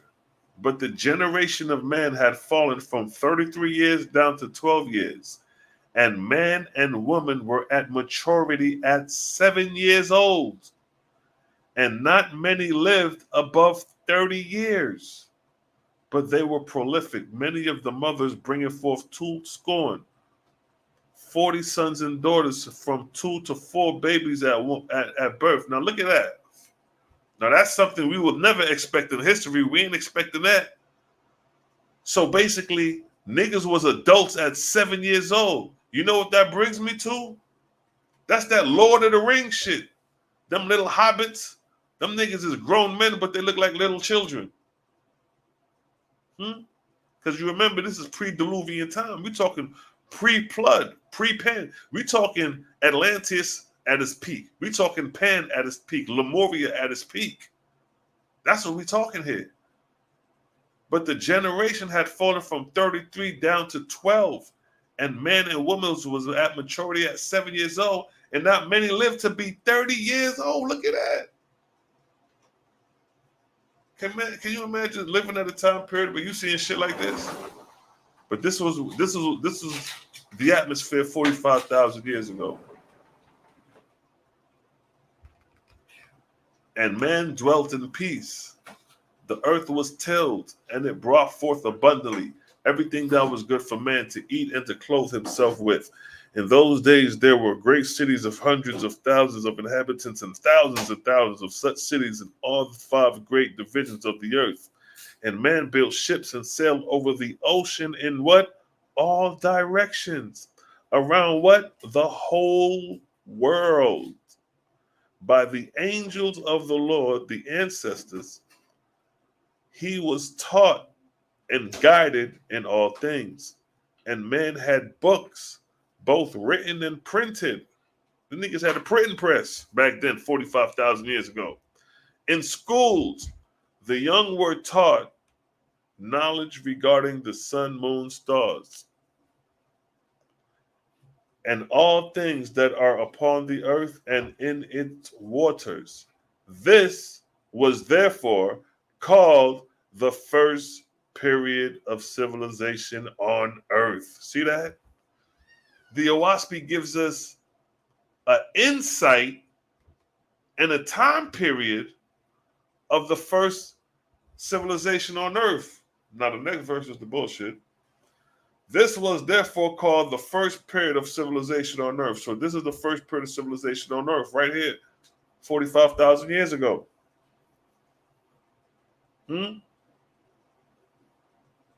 This is the time of the flood, 24,000 years ago. See that?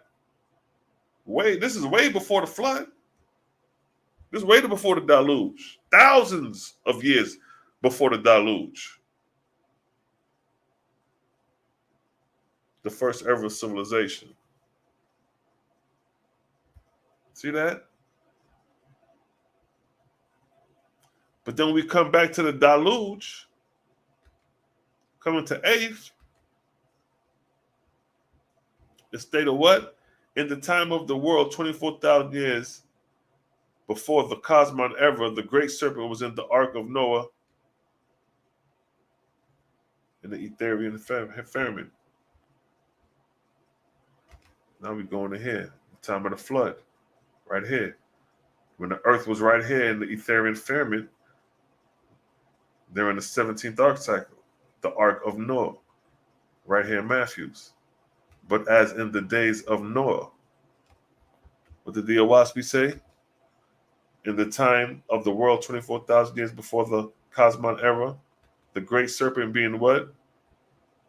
Being in the ark of Noah, in the Etherian famine. What did the Bible say? But as the days of Noah, meaning when the earth was in the 17th arc cycle in the Etherian famine, so shall also the coming of the Son of Man be. And look what it states right here. For as in the days that were before the flood. Now look, it says the days that were before the flood. Keep in mind, this is the 17th arc cycle, 24,000 years ago before the present. The days before the flood. Here's the first era of civilization. You have all these arc cycles before the flood. The days before the flood, but this is the 17th arc cycle, 24,000 years ago. So they're referring to this region. The days before the flood, the 17th arc cycle, the 16th and the 17th. The days before the flood will be the 16th arc cycle. 3,000 years coming on down to the 17th arc cycle. So by the time the 17th arc cycle, I'm going to reference to you the days before the flood, referencing the previous arc cycle. What did it state they was doing? For as in the days that were before the flood, they were eating and drinking, marrying and giving in marriage. Let's stop right there. What they was doing before the flood? They was eating and drinking, marrying and giving in marriage. What did the Owaspi say in the 10th arc cycle? And you come back to the synopsis of 16 cycles. What did it say in the 10th arc cycle? Where that?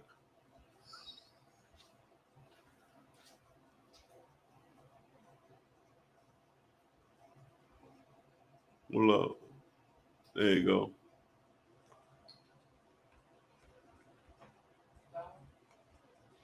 So look, and now the earth was full of people, and all continents and all islands were inhabited by men. So coming back, this is before the flood. They were eating and drinking, marrying and giving in marriage before the flood. It was what?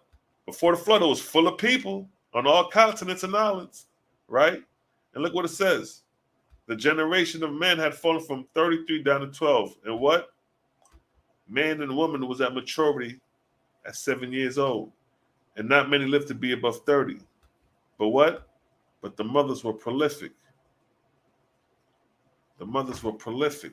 Many of the mothers bringing forth 2 sons and daughters, and from 2 to 4 babies at birth. What did the Bible say?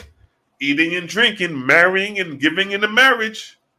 See, the Owaspi is giving you insight of this first era of civilization, leading into the sinking of the continent of Pan. And what did the Bible say? There was what? Eating and drinking and marrying and giving in a marriage until the day that Noah entered into the ark. Look, you think they're talking about Noah? You think they're talking about this guy? This is a cosmological event. This Noah right here, and Uhasar, the false god, gave you this Noah. Creator gave you this Noah. Look what it states. Until the day that Noah entered into the ark. Look, until the day that Noah entered the ark. See that? See that? The earth entered the ark of Noah. Noah, it's not talking about a man, it's talking about a cosmological event, family. Noah entered into the ark. You think it is talking about a man. The ark of Noah. Noah entered into the ark of Noah. It's when the earth reached this time period is when the deluge, the sinking of the continent of Pan took place. Simple as that. Owaspi is the decoder for the Bible. But notice it states Noah right there and Noah right there. But in the Bible, it says Noah. Noah. All throughout Genesis, it say Noah. You're not going to find nowhere in this account, you're going to see the word Noah spelt like this in this account of the actual story. See how Noah is spelled? That ain't the same as this. They may reference, they'll try to reference that. Even in the concordance, they may try to reference it to Noah.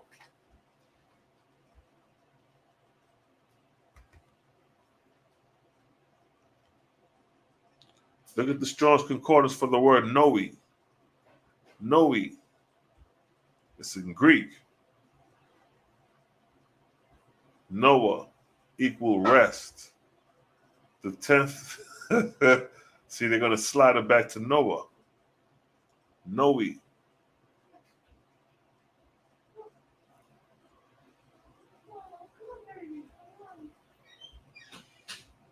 that has a, let's go to the, see if we got a primary root word. See, same as Noah, the son of Lamech. Noah. See, we clicking it to see, get to the prime, because it's all about the primary root word. Resting place. See that? And this is not the primary root word yet. Root word, but it's not the primary. So as we keep on clicking Noah, now we get Noah. First, it was dealing with the lineage of Noah as a person, but now it's saying something else. Resting place. Noah is not a resting place. Look what else would it say. Noah, quiet, rest. Now let's go to the primary root word. Let's see what the primary root word is. See? Anytime you look in Hebrew, always go to the primary root word. That's going to tell you exactly what the word means. And up here it says nu-ah. And what does it mean? To rest. Look at that. Look at that. Look what it say. Cease. Confederate. Let down. Set down. Lay. Quit. Remain. Set. Okay. Now we getting. See, you thought the shit meant Noah the person. But when we come to the primary root word of the word Noah, this is what it is. To rest, settle down, remain, to response, have to rest, be quiet, to quit to rest. So these are just different. Hey, open space. Interesting. Open space, huh? But nonetheless, the Ark of Noah is where the earth. This is the name of the 17th ark cycle. And when we look at Noah and his primary root word, open space, it's a primitive root to rest, settle down. And it's crazy because literally these are rest stations for the earth. Because these are when the Etherian angels take charge. See, let me show you. These are like resting times for the atmospherian angels.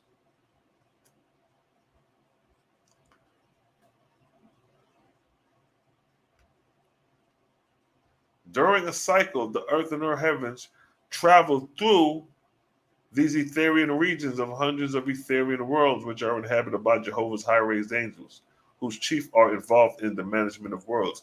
Now, a lot of time, when these Etherian angels come, true God and his hosts are allowed to basically rest and allow the Etherian angels to take charge. It's almost like you got the police, and then you got the SWAT team, and the SWAT team comes, they'll kind of take over, and the police will fall back and let them boys do their thing. And that's what happens when the true God takes place.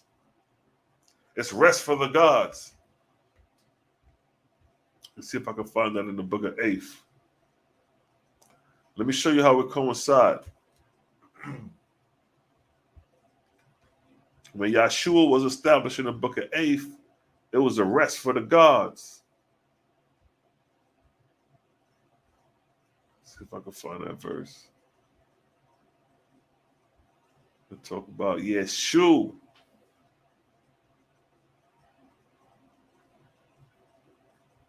Yeah, yo. We find that verse when they talk about when these Etherian angels comes, the gods rest for a while. These niggas be out here working. Putting in that pain. Let me see if I can find it in my beat up OSP, yeah? But let me let y'all look at the arc cycle. You see Noah. It means to settle down. This is what the word means. Let me see, son. Hold tight, hold tight. Everybody hold tight. All right.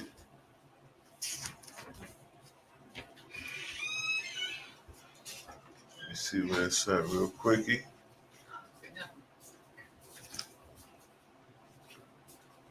All right, yeah.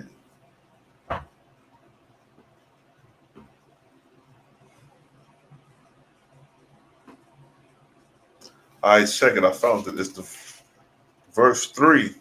chapter 3. Chapter 3, verse 23, book of Asham. Watch this. Chapter 3, verse 23, book of Asham. What's with that?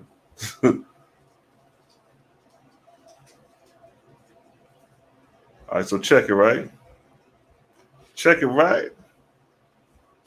Check it, right? So what does Noah mean? A primitive, it means what? To rest. Settle down. Like I said, when the earth goes through these arc cycles, this is when the Etherian angels, the high-rise angels, take charge, and the atmospheric angels, being true God and his host, they get to relax and rest for 7 to 8 years and let the gods do their thing. So check it. Let's go up a verse. I'm going to start from here and then read 23. Book of Asham, Son of Jehovah, chapter 3, verse 22.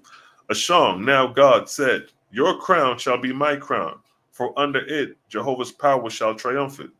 Otherwise people would say, behold, there is no virtue in Jehovah's crown. So he placed it on his head, rose up, and saluted the retired God and his Lord, saying to them, all right, this is the Etherians coming to true God and saying this, I have a place for you, and it is called Yeshua.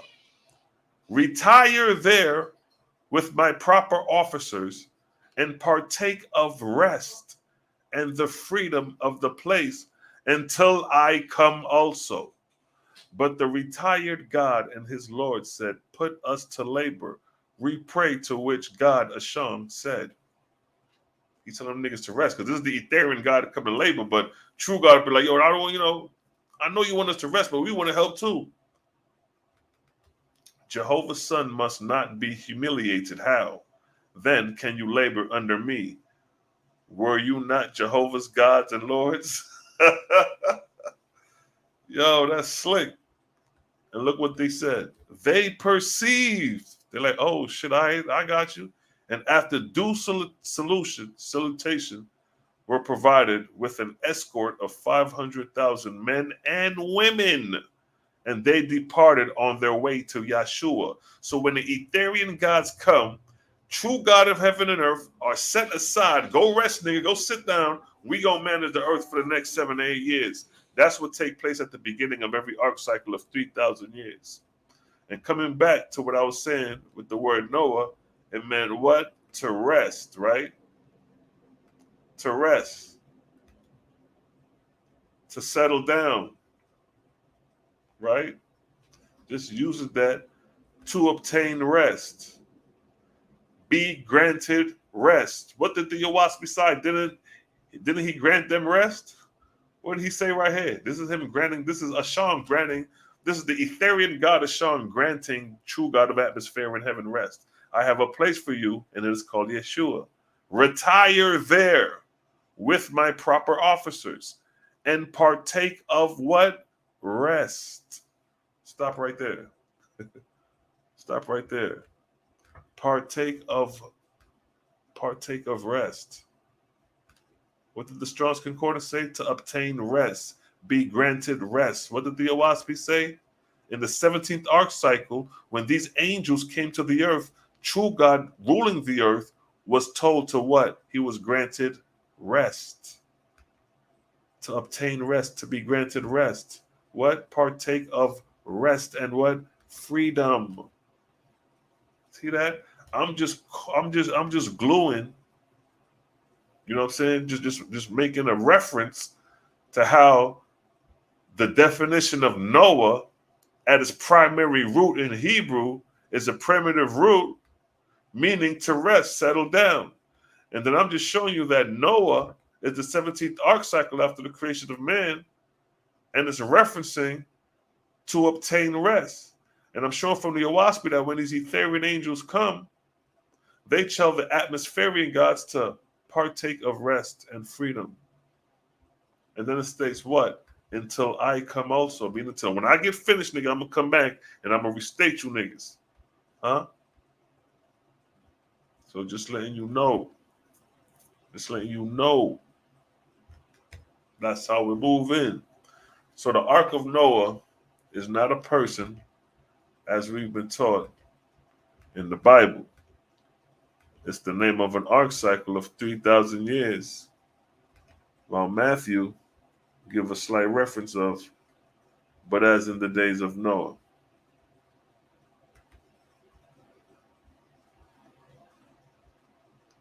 But as in the days of Noah, and I was reading as in the days of Noah.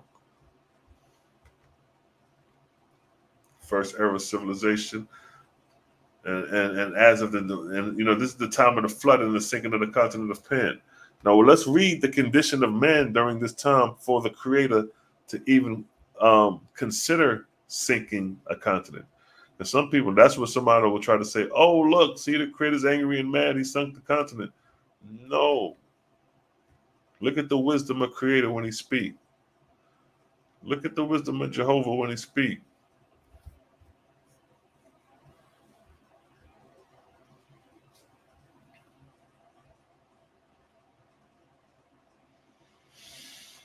Watch this. See what it said right here? Look. The 16th cycle. See where it said the 16th cycle? The 16th cycle.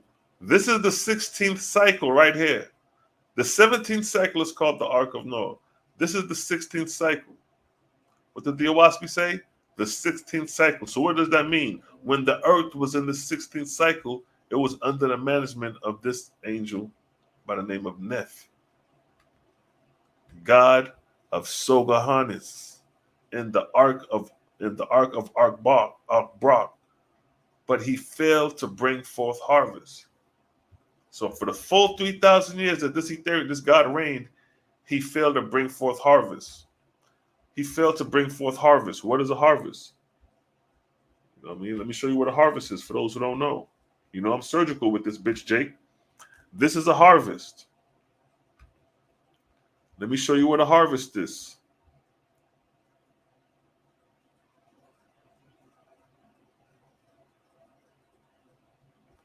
This is a harvest right here. Verse 18. First, what did the Owaspi say? In the 16th cycle was under Neph, god of Soganis, in the ark of Arbrook. But he failed to bring forth any harvest. That's the key right there. But he failed to bring forth any harvest. What is a harvest? Book of Jehovah, chapter 7, verse 18. All those who shall ascend shall be called a harvest. Let me stop right there. That's a harvest. All those who ascend shall be called a harvest, meaning ascending into the Etherian worlds, graduation. See that?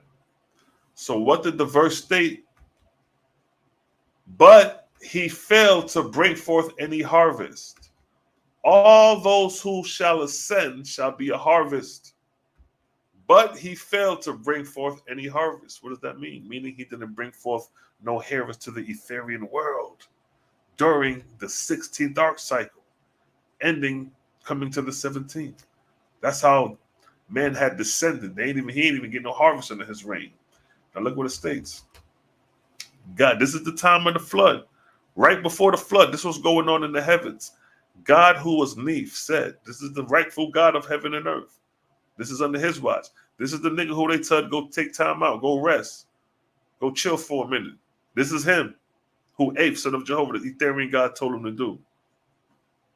God, who was Neph, said, hear my prayer, O Jehovah. The earth and her heavens have gone down in darkness. The Ayin have been destroyed in all divisions of the earth except Waga, which is Pan.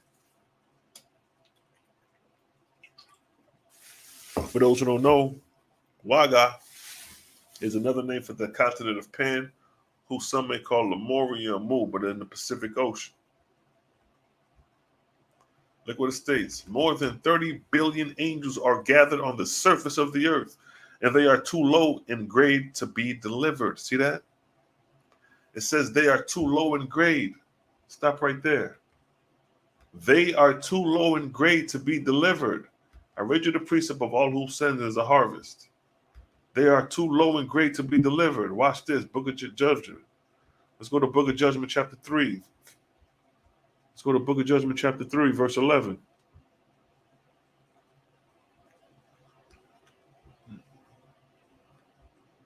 No,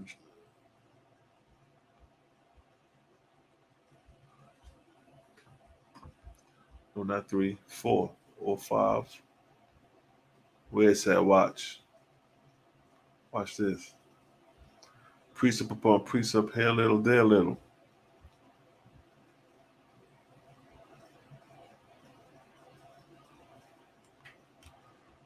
Book of Judgment chapter 4, verse 11. What did the verse say?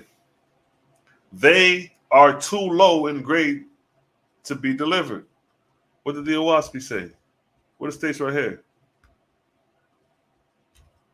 What does it state right here? Watch this. Look. Make it make sense. Surgery word is to be surgical with the Owaspy. What it says, but of those who are below grade 1, what did it state here? They are too low in grade to be delivered. Now look what it states, the whole verse. More than 30 billion angels are gathered on the surface of the earth, and they are too low in grade to be delivered. What did the Owaspy say in the Book of Judgment? Let's read the verse. But of those who are below grade 1, there are more than 6 billion, which comprises those angels who what? Know nothing more than babies, though for the most part they were full-grown adults as to earth life. Some are fetals, some are engrafters, who dwell with one mortal during his lifetime and then engraft themselves on another mortal during his lifetime, and so on, calling themselves reincarnated. These are goddamn parasites and viruses right here, these drooges. And in fact, knowing no other heavens, being disbelievers in the all-person and in my exalted heavens. These are the conditions of those right here. More than 30 billion are below the grades, and these are the conditions below the grades, engrafting themselves on mortals, knowing nothing more than babes. And look what else it says. Those who are below grade 1, I have classified this day as drooges, because they have not left the earth and entered the first resurrection. Case in point right here, key point. Here's the key point. Because they have what? Not left the earth. What did the Owaspy say on this verse? More than 30 billion angels gather on the surface of the earth. What did the Owaspy say? Because they have not left the earth. So you have angels rolling around below the grades, engrafting, calling themselves reincarnated, but they're really fetals. They're really engrafters. See that? What it say? It says what? Knowing nothing more than babies. Them niggas coming to the spiritual world on the goo gaga, being fetals. So these are the conditions of mortals before the flood. Even worse. This is even worse, though, in the Owaspy dealing with these angels before the flood. So again, it states, more than 30 billion angels are gathered on the surface of the earth, and they are too low in grade to be delivered. And now the God is crying out. True God is crying out. He ain't angry and jealous. He crying out for help. What shall your God, El Duo, Father, Yahuwah? Mortals are descending in breed and blood. They inhabit the earth as disease vermin, just like we was talking about earlier with Lex, talking about bacteria and virus and disease, and these niggas is the vampires and demons. And look how the Owaspy is describing the same thing. Their cities are destroyed, and they live in the manner of four-footed beasts. This is letting you know that man has descended to four-footed beasts, walking on all fours like animals. Just show you how low man had descended. The inspiration of your God and his angels can no longer reach them. When they die and enter these heavens, they are like festering sores on one another. Billions of them. Look at that. Is that not a disease? Isn't that a festering sore of a disease? What happens if you have a festering sore of disease? You got to get rid of it. If you got a cancer on your arm that's spreading this out, you chop that goddamn hand off to preserve the rest of your body. That's what's going on. That's the wisdom of the Creator, the decisions of the high-raised angels. Ain't nothing being done out of anger and jealousy here. These are deliberations done on the high intelligent levels. Look what it states. For 3,000 years I have labored with them, but the abundance of their darkness outmatch your God. But look what it states. For 3,000 years I have labored with them. This is the 3,000 years they're talking about right here. From the 16th arc cycle to the 17th arc cycle. Remember, an arc cycle is 3,000 years. So this Neff, the god Neff, for 3,000 years is like, yo, I've been working with these niggas and they so low I can't raise them up. Ain't none of them graduating me into the ethereal realm. I ain't collecting no harvest. What shall I do with them, O Father? How shall your God deliver so great a carcass of death? Wasn't that what we just talked about? Bacteria and disease becoming vermin parasites to the body, and these are your vampires and demons. They control, they have intelligence. This is the nature of the spirits of the dead who shall not ascend, descending in backwards. But look what Jehovah say. Jehovah cold-blooded with it. Jehovah is the coldest. But Jehovah did not answer the prayer of God. Left him to consult with other gods in the higher heavens. You see how Jehovah did? He didn't answer your prayer. Nigga, figure it out. Figure it out. Because the honor and glory is going to be with you when you do. That's how you get glory from the Creator. But in Etheria, Jehovah spoke to his Orion chief, saying, as I try mortals, so do I try angels. As I try them, so do I try my gods. Forever and ever, I keep before them the testimony of an all highest. See that? Regardless of how high you niggas go, is going to come to a point where you're going to call out to something higher than yourself. You're going to need that assistance. Because a lot of times you always think we all got to figure it out. Now look at this. Here's the deliberation. Now on earth, it came about that the time of a generation of mortals had risen from 12 years to 80. This is when I was talking about generations can fluctuate. Because at first it was at 33, then it descended down to 12, where niggas was grown men at 7, barely lifted over 30. Now, Jehovah done raised the generations from 12 to 80 years old. Keep in mind it was at 33, now it's at 80. Now look at this. Many mortals lived to be 300 years old and had become very large and twice the size of men of this day.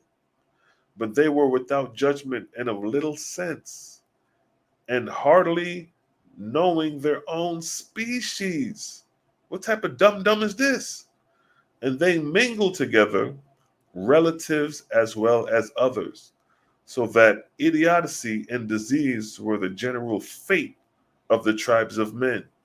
But they were large, strong, and prolific. So here again, the Owaspy is giving you insights of the giants. These giants was created because the Creator moved the generations from 12 to 80, where it took man longer to mature. When the generation was 12, man matured at a quicker age. It said man lived to be over 300 years old. So this is where your biblical story, when it talks about man lived to be over 500 and 300 years old, this is where it comes from. You remember the false gods took pieces and puzzles, pieces of the truth, and made their allegory. So in the Bible, it says there were giants on the earth before the flood and after. But the flood took place 25,000 years ago. So here is an insight of it showing you how men became the sizes that they did and lived the length of time that they did because the generation was risen to 80.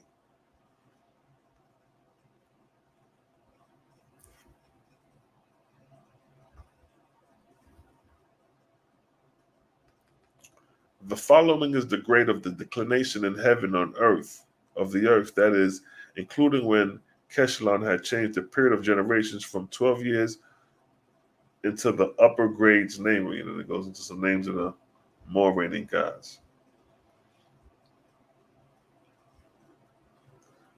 But here,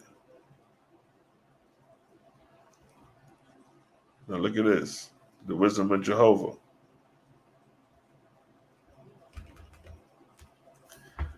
Book of 16. This is the 16 cycles of synopsis, chapter 3, verse 5. And in the Etherian grades of Sinia, near the roadway of the solar Felix, there assembled millions of Jehovah's highest, and the place was like a park, larger than 100 times the size of the earth. Look at that. Look at the description of that. 100 times larger size than the size of the earth. And on every side lay the crystalline borders of the Etherian worlds.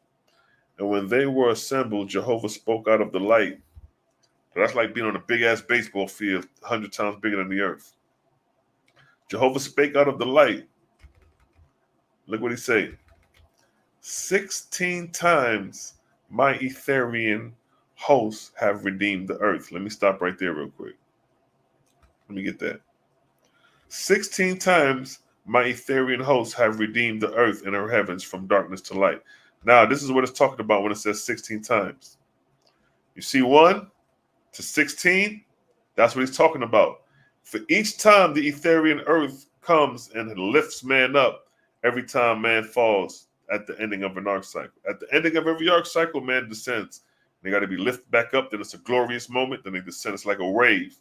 It's like this. They rise and fall every arc cycle. Men rises and fall in the grades every arc cycle. So that's why when it states, 16 times my Etherian hosts have redeemed the earth and her heavens from darkness and the light. That's what it's referring to. These are the 16 times right here.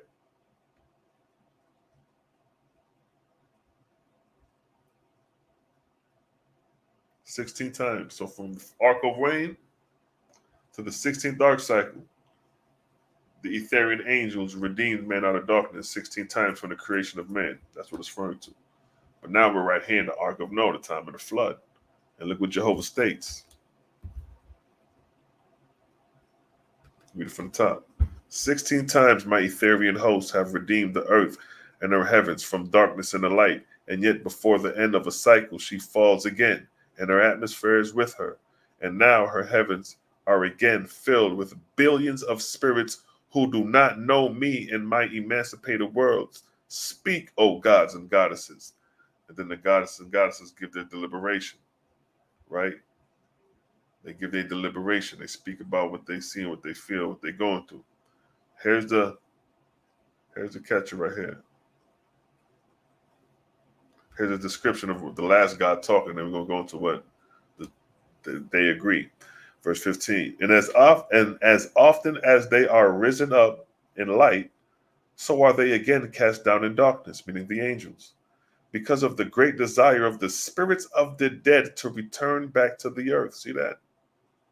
These drudges, spirits of darkness, return to mortals and fasten upon them like a virus, like a bacteria, like a disease, as fetals or as familiars, and inspire them to evil. Didn't your God inspire evil, sending out lying spirits?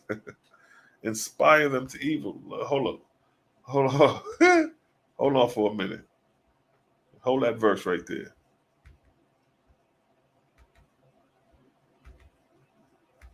Let's bring that over.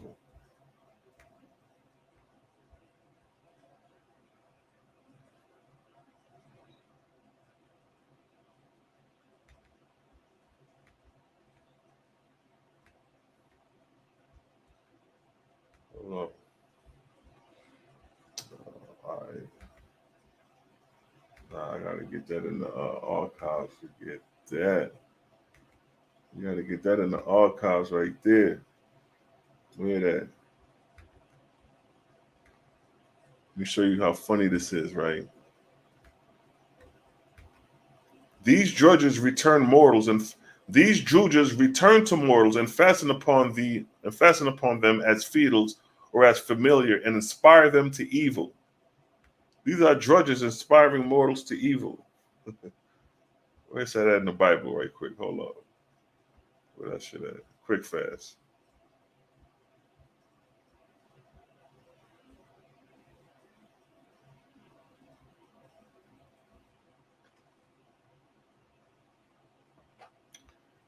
Now look at that. Let's go to look at 17. 1 Samuel 16. Let our Lord now command thy servant which are before thee to seek out a man who is a cunning player on an harp. And it shall come to pass when the evil spirit from God is upon him. Let's stop right there. Stop right there. When the evil spirit from God is upon him, what did the Owaspi say? These drooges return to mortals and fasten upon them as feedles or familiars and inspire them to evil. What did the Bible say? When the evil spirit from God was upon them. These gods in your Bible are drudges. They're false gods sending out evil spirits. And the Owaspi is exposing that. Go now to the earth, O my beloved, and find the divisions of the earth where most of these drudges are congregated. For I will uproot their stronghold. I will break them from their haunts, and they shall no longer carry what? My people down in darkness. This is the decree right here. That's the decree right there. For I will uproot their stronghold. I will break them from their haunts, and they shall no longer carry my people down into destruction. That's what these drudges, these spirits are doing. Now look, after they examine the earth, look what happened. Now keep in mind, all this is taking place during the 17th arc cycle after the creation of man right here. And when we come back to the bigger map, see that 17th arc cycle right here? We scroll down, see the time of the flood, see the time period, 22,553 BC. At 2,000 years, that's 24,000 years ago. So we're reading, the Owaspi is giving you insight of the conditions of the earth 25,000 years ago, showing you the nature of man at the time. And now the council deliberated, and after a while caused the records of the earth and her atmosphere to be examined. And they were discovered that the heaven of the land of Waga, meaning Pan. Now, for those who don't know, Pan was a continent located in the Pacific Ocean. Let's get a picture of the Pacific Ocean, because that's where the continent was at.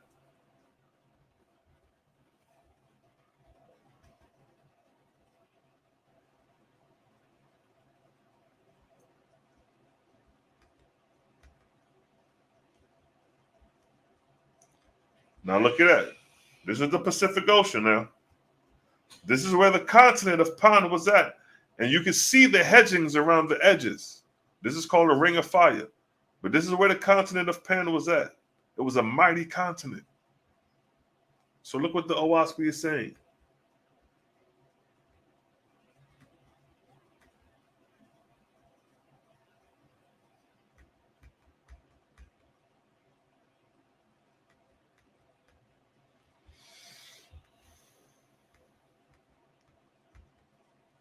Now, the council, meaning the council, the gods, the Etherian gods, the wise gods, and after a while caused the records of the earth and her atmosphere to be examined. And they discovered that the heavens of the land of Pan was beyond redemption because of the great number of the spirits of cannibals and the multitude of feedles. The condition of Pan and her heavens was as if a disease in the flesh healed over externally, leaving the root of the disease within. Accordingly, the redemption of the cycles did not remain with her, but evil broke out continually in a new way. These are the conditions going on the continent that was once located in the Pacific Ocean, the continent of Pan. Some say Lemuria, some say Mu. Some say Atlantis. But this is where it was at, in the Pacific. That shit was sunken underwater by these angels with their high technology. See that? You can see where they hedged around this shit. Look at that. Look how they perfectly hedged. We're going to get to that, where they actually hedged around the continent to sink the bitch. Look what Jehovah say. Now let's see if Jehovah's angry and jealous. Let's see how Jehovah acted. So Jehovah said, "Now will I prune the earth and her heaven. Behold, the divisions of Pan shall be hewed off and cast beneath the waters of the ocean. Her heaven shall no longer be tenable by the spirits of destruction. For I will rend its foundation and scatter them in the winds of heaven." So he's talking about sinking the continent. Look what he stated. Look, behold, right here. Behold, the division of Pan shall be hewn off and cast beneath the water. Hewn off and cast beneath the water. That's what took place in the Pacific. It says hewn.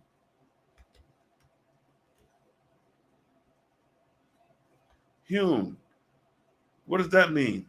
Denoting wood or stone that has been cut with a tool such as an axe, so that its surface is not smooth. But look what it says. It has to be what? Cut with a tool such as an axe.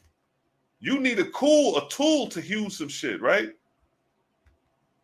You need a tool to hew off some shit, right? This shit should hew off. The definition of hew is to cut with the tool such as an axe. When you look at the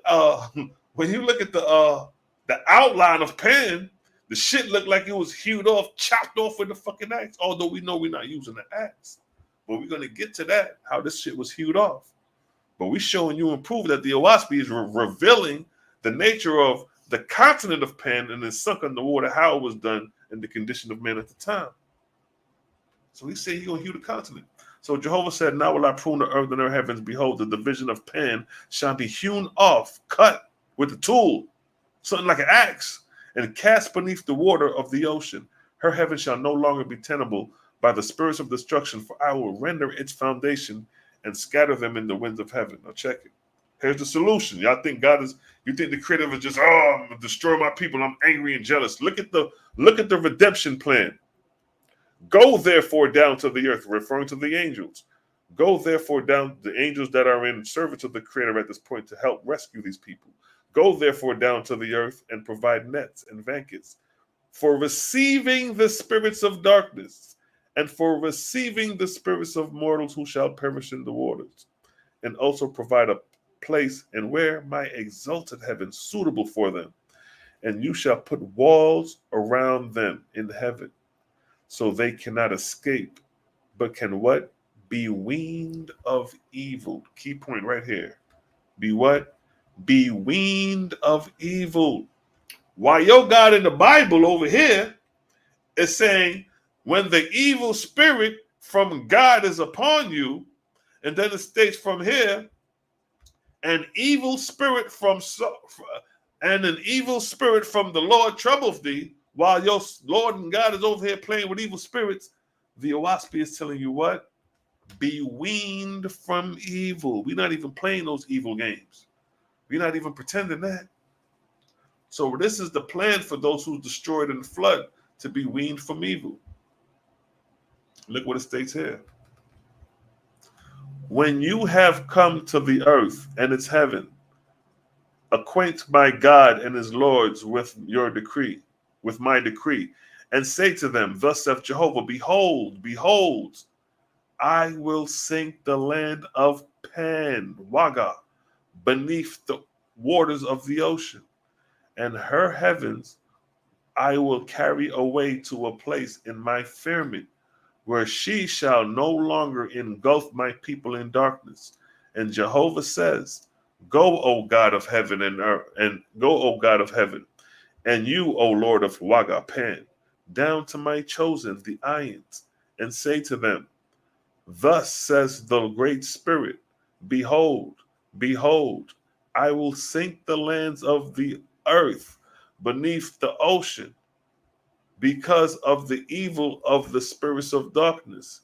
Hear me, O my chosen." This is for the earthly people. "And heed my commandments. Begin now in all hands, and build ships in all places, even in the valleys and on the mountains. And let my faithful gather together, within the ships, for my hand is surely stretched over the earth. Now imagine getting a goddamn message like that from God. Just imagine we sitting here right now, y'all, and then we get a message from some angels telling us about some shit like this. Just imagine if the angels came to us right now when you sleep, when you woke, however the message come, and they tell you like, yo, son, I got a message from the creator. He said, yo, the creator about to destroy North America. He about to sink North America, yo.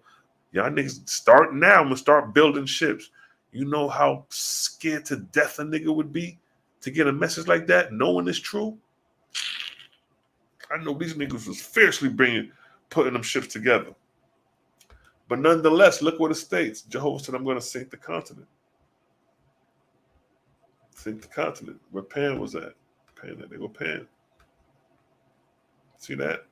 See how he hedged around the sides? And then it goes into how he did it in the Lord's book. Oh no. Let me see, hold up. I don't know if I got it in this one. How he hedged around the continent and sunk it. I was like, yeesh. Like, boy, to survive that, to be the survivor of that situation right there, to survive that event, the level of fear, panic-stricken fear, to see that going on, to go through that, to live through that, that got to be something fearful. I want to get to the point where he hedged around the continent.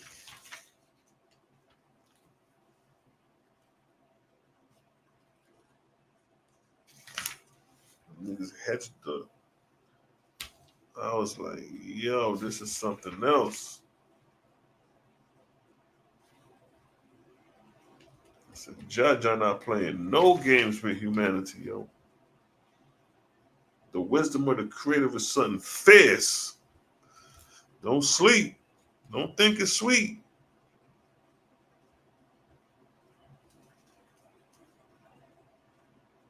Oh, there you go. I'm looking at it the whole time. Book of 8, chapter 6. Book of 8, chapter 6. Now, this is the process of the sinking of the continent of Pan. They go Pan. It's a continent right here, and they're sinking it. So in order to sink it, they got to create a suction around the continent. They got to create a suction around a vacuum around the continent in order to compress it down. This shit is hot science. What the OSP say? And now, Aph, son of Jehovah, said, when the Etherian hosts were arranged in due order, I called out to you, O Jehovah, saying, in your strength and wisdom, O Father, join the heavens above with the earth below. And look what happened. And the end of the Etherian column that extended to Shinvat on the border of the vortex of the earth was made secure by the pressure of your wide heaven. Read that again. And the end of the Etherian column extended to Shinvat on the border of the vortex of the earth was made secure by the pressure of the wide heavens. Now, okay. So first, we're dealing with the Etherian column. When you look at Pan, this is the column surrounding. It's a suction surrounding the continent, like a tube from the earth going upward. It's a suppressor, right? That's the column. And it's going up. It said it's extending to Shinvat on the border of the earth vortex. So it's from the earth high up in the atmosphere. And look, it said it's made secure. Made secure. So you got to break these words down. Made secure. What's that mean? It's creating a suction, securing the suction. Made secure, because when you create a suction, a vacuum, it's sealed. Can't go nowhere. And what? By the pressure. See, these are the key words. By the pressure. Now you got the column, the suction, and the pressure, which is going to compress down and sink this mother sucker. First, you got to crack the continent, because the continent is rocks. You know what I mean? Continents and countries are rocks. You got to crack that first before you can sink it. Let Jaja speak. Again, I said, in your strength and wisdom, O Jehovah, join the heavens above with the earth below. Verse 4. And the end of the Etherian column, let me stop there. We're gonna digest this shit slow. And at the end of the Etherian column that extended down to the earth. Now, this will be the ending of the column down here. So from the bottom rising into the atmosphere. So this is the ending of the column that they're referencing. At the end of the Etherian column that extended down to the earth was made what again?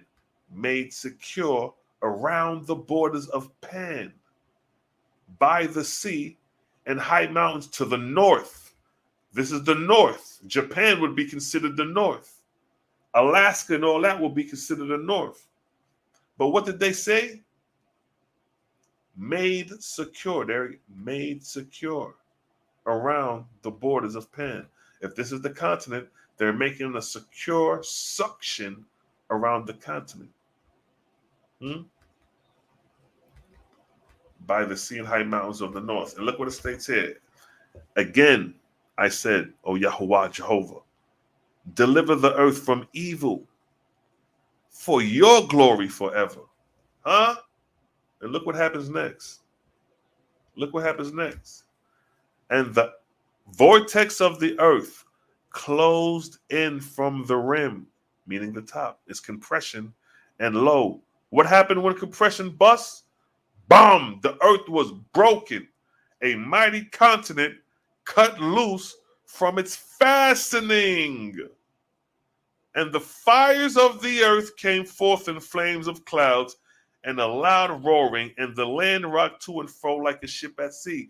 Here's the description of the continent being compressed to a point where the compression breaks the crust of the continent.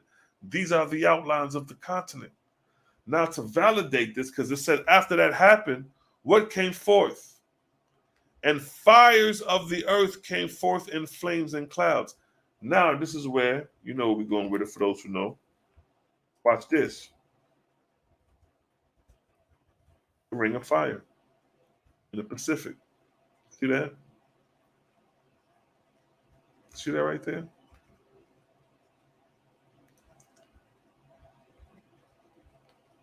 Oh, that shit came up as a song. Get a picture right here. I'll do it like this. See that? Look what they call this region. This is the same region we're looking at right here. This is the Pacific. We just read how it was compressed and broken. But then it says in the process, and the fires of the earth came forth in flames of cloud. Now, this is what they call that region, the ring of fire. Why do you think they call this shit the ring of fire? Because it's unstable. These regions are unstable. You know why it's unstable? Because there's a goddamn continent below it, which is unstable. It's called a ring of fire. The Owaspi said, read the verse again. The DI9 take a sip. And the vortex of the earth closed in from the rim, and lo, the earth was broken. A mighty continent was cut loose from its fastening, and the fires of the earth came forth in flames and clouds with loud roaring, and the land rocked to and fro like a ship at sea. So that's what happened. That's created the ring of fire. The instability, once this shit was broken by the compression of the Etherian column of air. And look what the next verse say.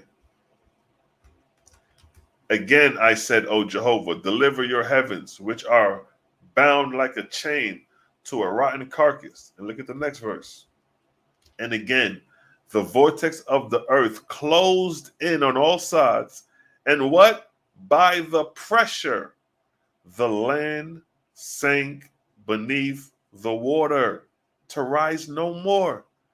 And the humans, the Comporians, went down to death, and the fetals and familiars gave up their battle. Neither did they have anywhere to stand, nor did they know how to go to any place in all the heavens, but were lost and crying out for help.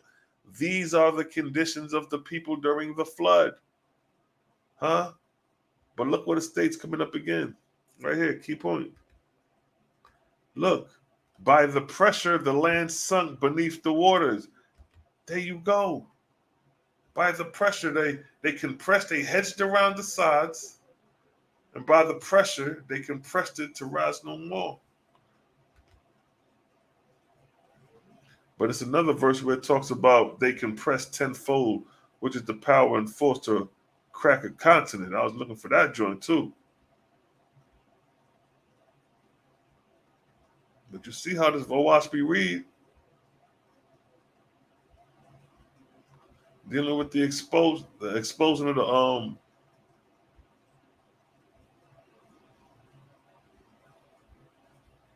fallen angels.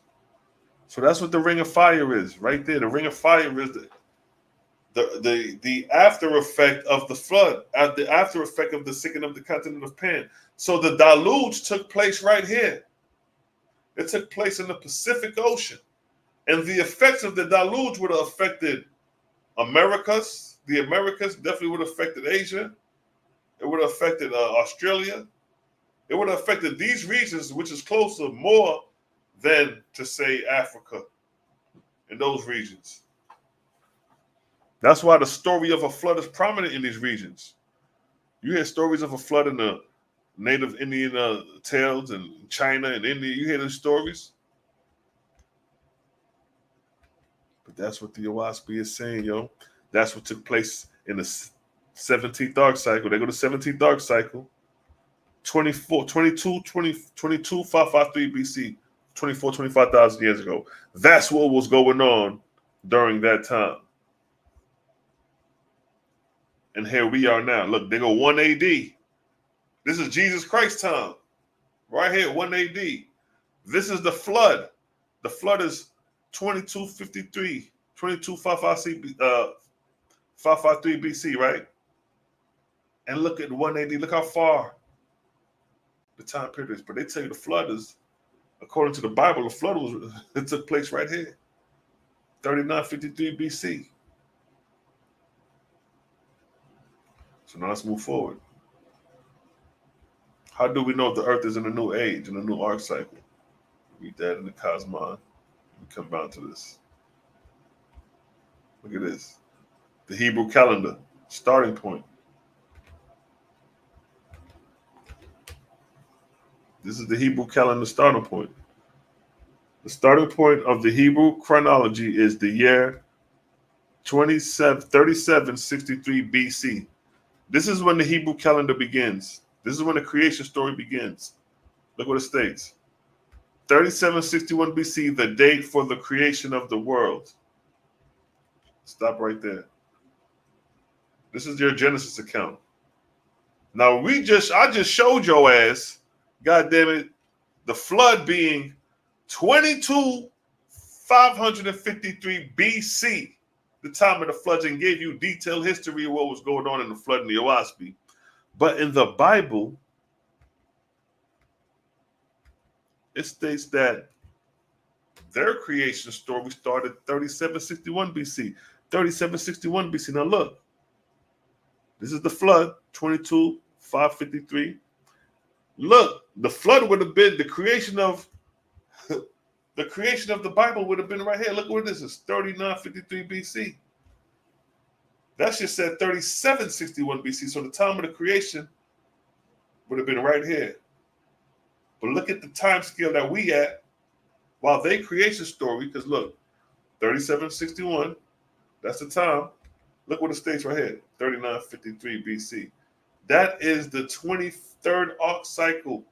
We 23 arc cycles in creation when the Genesis accounts is now being created. And here's an extension of the 23rd arc cycle. That 23rd arc cycle, that's it extended out. See the date, 3953 BC, 1553 BC, 23rd arc cycle. 2,400 years is the length of the 23rd arc cycle, called the arc of Spita. And this is when your creation story begins. This is when your Anuhasad, your Anunnakis, and all that come into play. 23 arc cycles after the creation of man is when these false gods rose up on the scene with these stories as we know today. Look, 3761 BC, start Hebrew calendar creation of the cosmos, right here. At the same time period, look what's going on in Egypt. Look, this is the Nakada period in Egypt, 3753 BC. From 3953 BC to 3150 is the Nakada period. That's the same time your creation myth is supposed to be beginning. In the beginning, God created that. That's going on while Egypt is in the Nakada period. See that? Look at Narmer. Look at this is the 23rd arc cycle. All that shit the Kemetic community be talking about is this time period. Play for us. Because this is 23, this is the 23rd arc cycle. See that 23 up here? See that 3953 BC to 1553 BC? It's 2,400 years. The 23rd arc cycle, look. That's that right here. See the 23rd? Let me go back to the smaller calendar. Right here, look. See that? All that Egyptian shit I just showed you, that's that arc cycle. Between 23 and 24 is what I just showed you with all the expanse of that Egyptian shit. Showing Narmer, the Nakada, the pyramids. That's from the 23rd to the 24th. That's that time period. But look at all this history going back prior. Look how we read the first era of civilization. Look how we read the condition of the flood. Long before the Egyptian creation story came about, long before the Kemetic Narmer and the pyramids, the Owaspi gives you insight of these pre-Diluvian time periods. But this is in your Bible, which is where your shit began. Start of the creation story, and then from that time to Adam, the time of Adam would have been the beginning of, look, the time of the flood of Noah, according to this timeline of the Bible. If the creation story was, if everything was created in 3761 BC, and then from Adam to Noah, it's 2106 BC. So 2106 BC would have been the time of the flood according to the Bible. But look what's going on historically, 2106 BC. 2106 BC would have been the beginning of the Middle Kingdom. What are you talking about? Ain't no flood of Noah going on during the Middle Kingdom? See that? See, we got this shit mapped the fuck out. Ain't no motherfucking confusion over here. And this is just one arc cycle, the 23rd. See that? These numbers up here are the grades of the cycle. These are the grades of the sub-cycle. Jehovah already had the shit laid out before the cycle even happened. So he already knew within this is the first, because you know the arc cycle is 3,000 years roughly, and then within the 3,000 you got the sub-cycles of 400 years, and those years vary. So about you got 1, 2, 3, 4. So by the fourth sub-cycle, the spiritual grade of man was 80. And if you notice, that's the time of the pyramids. And then after the pyramids, there was a descent. That's when the intermediate periods came and the so-called Shepherds and all that. But look at the time period. This is what's going on. And look how we match it. This is the 23rd and this is the 24th. These are two arc cycles put side by side. Showing you the creation. I'm showing you how foolish the biblical creation chronology is. Because if they're telling you that the creation was 3761 BC and it starts during the damn period of the pre-dynastic Egypt, look at that. So they're showing you that the biblical timeline is confined to the 23rd and the 24th arc cycle of the Owaspi's timetables of prophecy. Showing you we exposing the false god right now. We exposing his whole time cycle, collapsing this false god's time period. You Israelites don't have a time period. You don't know the time cycles. You don't know when prophecy going to occur. All you niggas doing is guessing. Because if your premise is false, that means everything else is false. If your creation narrative is false, everything else is false. If your chronology of time is off, your prophecy is off. You niggas better get with the Owaspy and stop playing games. I'm trying to help you niggas. And this is another example. This is the Earth in the 23rd arc cycle. Look, we have the creation of man, the first era of civilization, the flood, and when the Earth reached the 23rd arc cycle, that's 3953 BC. That's the rise of the Kemetic kingdoms. And that's when your creation story begins. 23 arc cycles after ours, or after the creation of man.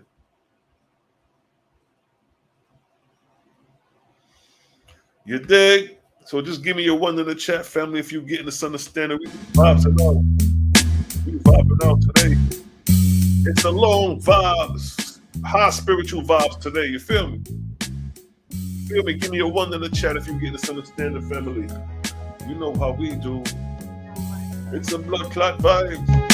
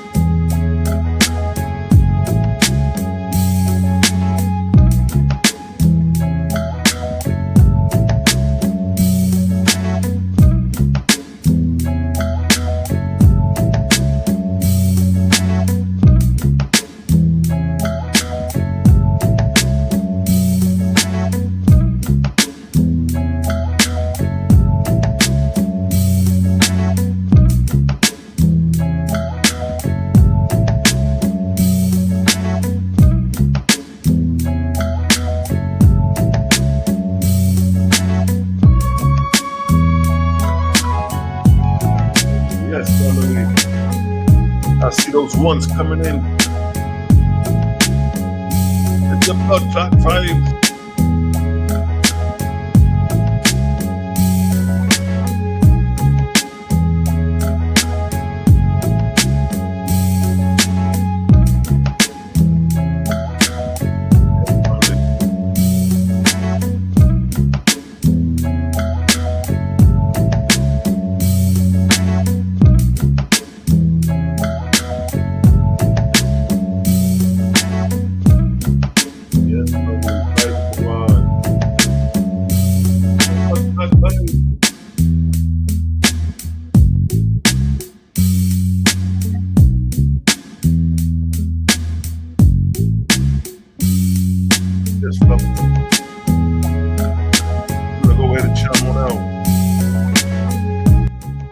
Chime on out, family.